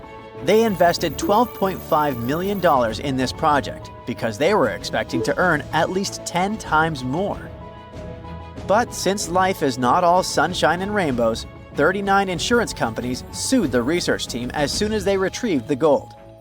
Back when the ship was up and running, these companies insured the cargo of the SS Central America, and when the cargo was finally retrieved, more than 100 years later, they wanted to be compensated. They said it was not their job to retrieve it, but that doesn't mean they abandoned it. This crazy talk didn't stick, and 92% of the gold was given to the research team. The plot thickened when the investors were scammed by none other than Tommy Thompson, who fled with $4.16 million. He also had 500 gold coins, but he's not telling a soul where they are. Nonsense like this is the reason why most countries have rules to protect cultural properties. And yes, sometimes shipwrecks can be a cultural property. Obviously, there are many maritime treasure discoveries that happen without breaking any laws. The SS City of Cairo, for example, was a steamship that submerged in 1929 with 2,000 boxes of silver coins weighing 122 tons. A company called Deep Ocean Search retrieved the coins from a depth of 17,000 feet, which is 4,500 feet lower than the Titanic. 34 million pounds went to the UK Treasury, and the Deep Ocean Search also got a share. The good news here is that some of the coins can be bought by collectors, legally. Paying for a treasure is probably the closest you can get to an underwater archaeology find. I know, all I did was destroy your piracy dreams.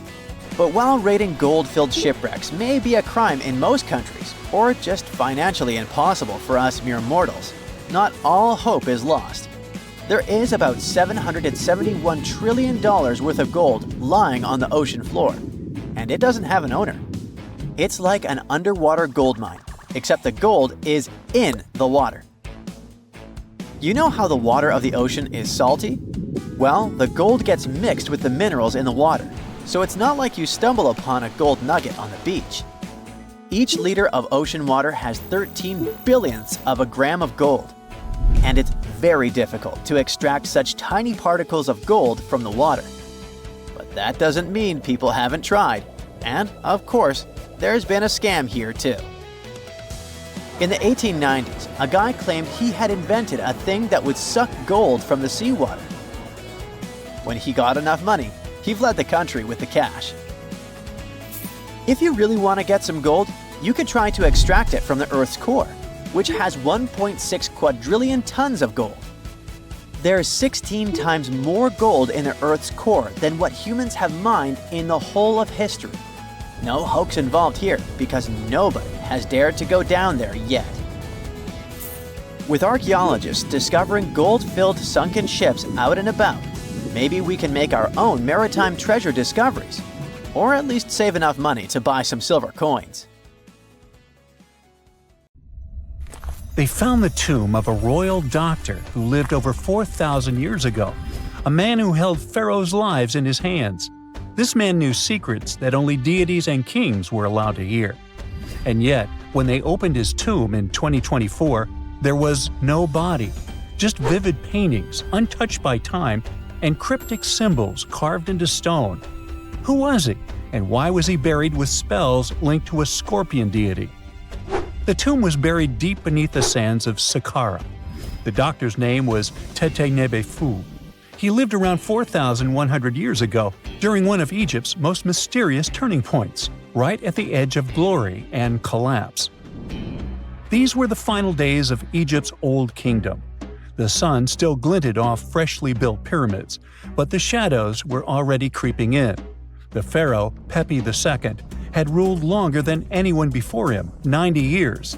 But by the end of his reign, the country was cracking. The power was slipping, the regional leaders were rising, and the Nile floods grew unpredictable. In this shaky period, the mysterious doctor thrived. His tomb was discovered by a Swiss-French archaeological team in the shadows of old pyramids. The weirdest part was that when they uncovered his burial chamber, they found no body, no golden treasures either. Unfortunately, the tomb had been robbed long ago. But what remained was something even more fascinating: the words and images left on the walls. The paintings are still vibrant, bright colors that somehow survived all those years underground. The walls show jars, containers, strange abstract patterns, and geometric shapes. And then there are hieroglyphs, lines and lines of sacred script carved with precision, like someone had poured their soul into every curve. These inscriptions revealed who Teti Nebe Fu truly was. Turns out, he wasn't just any doctor. He was the conjurer of Serket. Now, Serket was the female deity of scorpions, sacred and terrifying. Egyptians believed she could stop venom, heal bites, and protect the living from toxic elements. The title, Conjurer of Serket, meant Tete Nebi Fu was a specialist in treating dangerous stings and bites. And if he got an entire tomb for himself, he may have been Egypt's top expert in those things, a man who healed with both medicine and magic. But that wasn't all. He also held the title Director of Medicinal Plants, a title seen only once before in all of ancient Egypt. That means he knew the healing power of herbs, roots, and oils like no one else. Now, you might wonder what plants in a huge land of sand, but in reality, ancient Egyptians used herbal medicine that would hold up in some labs today. They created pills, ointments, and inhalers. Most often, they chose some active ingredient, a flavor to make it easier to take, and something to deliver it into the body. Sound familiar?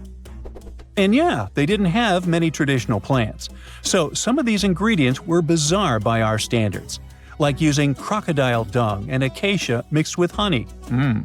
They even had formulas for anti-wrinkle creams. And apparently, our mysterious healer was also chief dentist.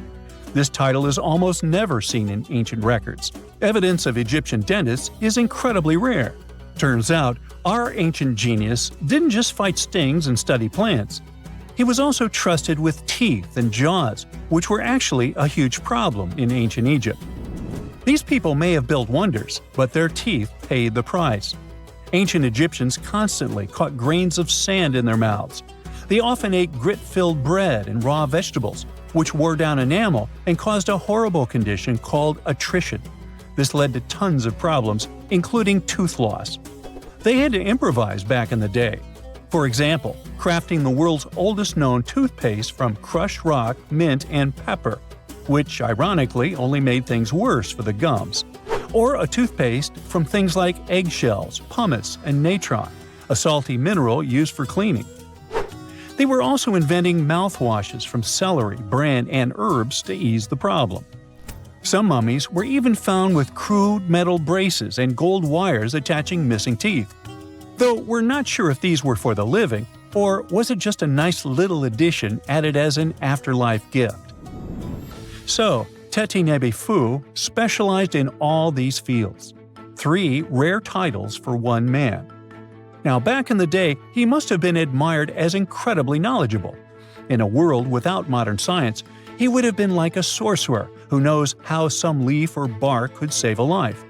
That's why archaeologists believe Teti Nebe Fu wasn't just any doctor. He was, most likely, the royal physician, the one who treated the pharaoh himself. We don't know for sure which king he served. Maybe it was Pepi II, and who knows, maybe that's why the guy lived so long. But if that was the case, Teti Nebe Fu may have lived through the final moments of the Old Kingdom, watching the Golden Age crumble from inside the palace walls. And then he was buried, the body was looted, or perhaps just lost to time.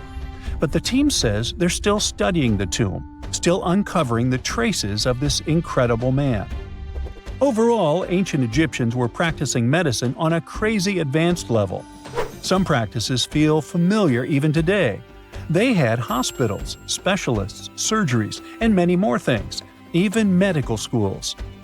Both men and women were allowed to be doctors. They healed with various methods and practiced surgery with actual tools, scalpels, forceps, even sutures. Some doctors treated only the eyes, others the teeth, the stomach, or even what they called the hidden diseases.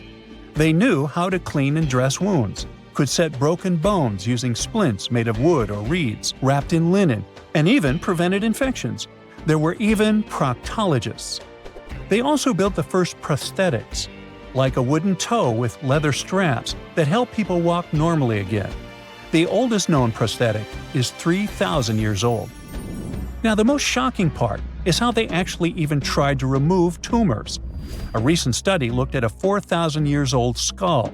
It belonged to a man in his 30s. There were signs of past tumors, and around 3 of them, there were marks, surgical cuts made with a metal tool. That suggests someone attempted to remove or study them, maybe treatment, maybe an autopsy. There was another skull of a woman over 50 years old. It also showed similar signs, but with healed fractures from an earlier injury, which is amazing because her treatment might have actually been successful. Being a healer in this society meant something powerful. It meant being a priest, a scientist, and a magician all at once. To ancient Egyptians, medicine was a necessary art, and they treated it with as much reverence as they did their deities. That's because they believed that sickness could be both physical and spiritual. So a doctor could recite a spell while applying a salve, and a lot of their treatments worked. The reputation of doctors in ancient Egypt was so strong that leaders from other parts of the ancient world, like Persia, actually sought them out. Even Homer, the Greek poet, once said the Egyptians were the most skilled healers of all. Of course, their understanding of the human body wasn't perfect. For example, they thought the heart controlled thought and emotion. They also didn't know what the brain really did. But their approach, observe symptoms, diagnose, and treat, well, that's modern medicine. Sure, they prayed over the wound, but they also healed it, didn't they? Their most famous physician was Imhotep. That guy was a true polymath, an architect, priest, and a healer who became so revered he was later worshipped as a deity of medicine. Yep, a human who was so cool they turned him into a deity. He lived 2,000 years before Hippocrates, the so-called father of medicine. And yet, some people joke we should drop the Hippocratic Oath altogether and swear an Imhotepic oath instead. These people weren't just laying the foundations of pyramids. They were laying the foundations of healthcare. That's it for today. So hey, if you pacified your curiosity, then give the video a like and share it with your friends. Or if you want more, just click on these videos and stay on the bright side.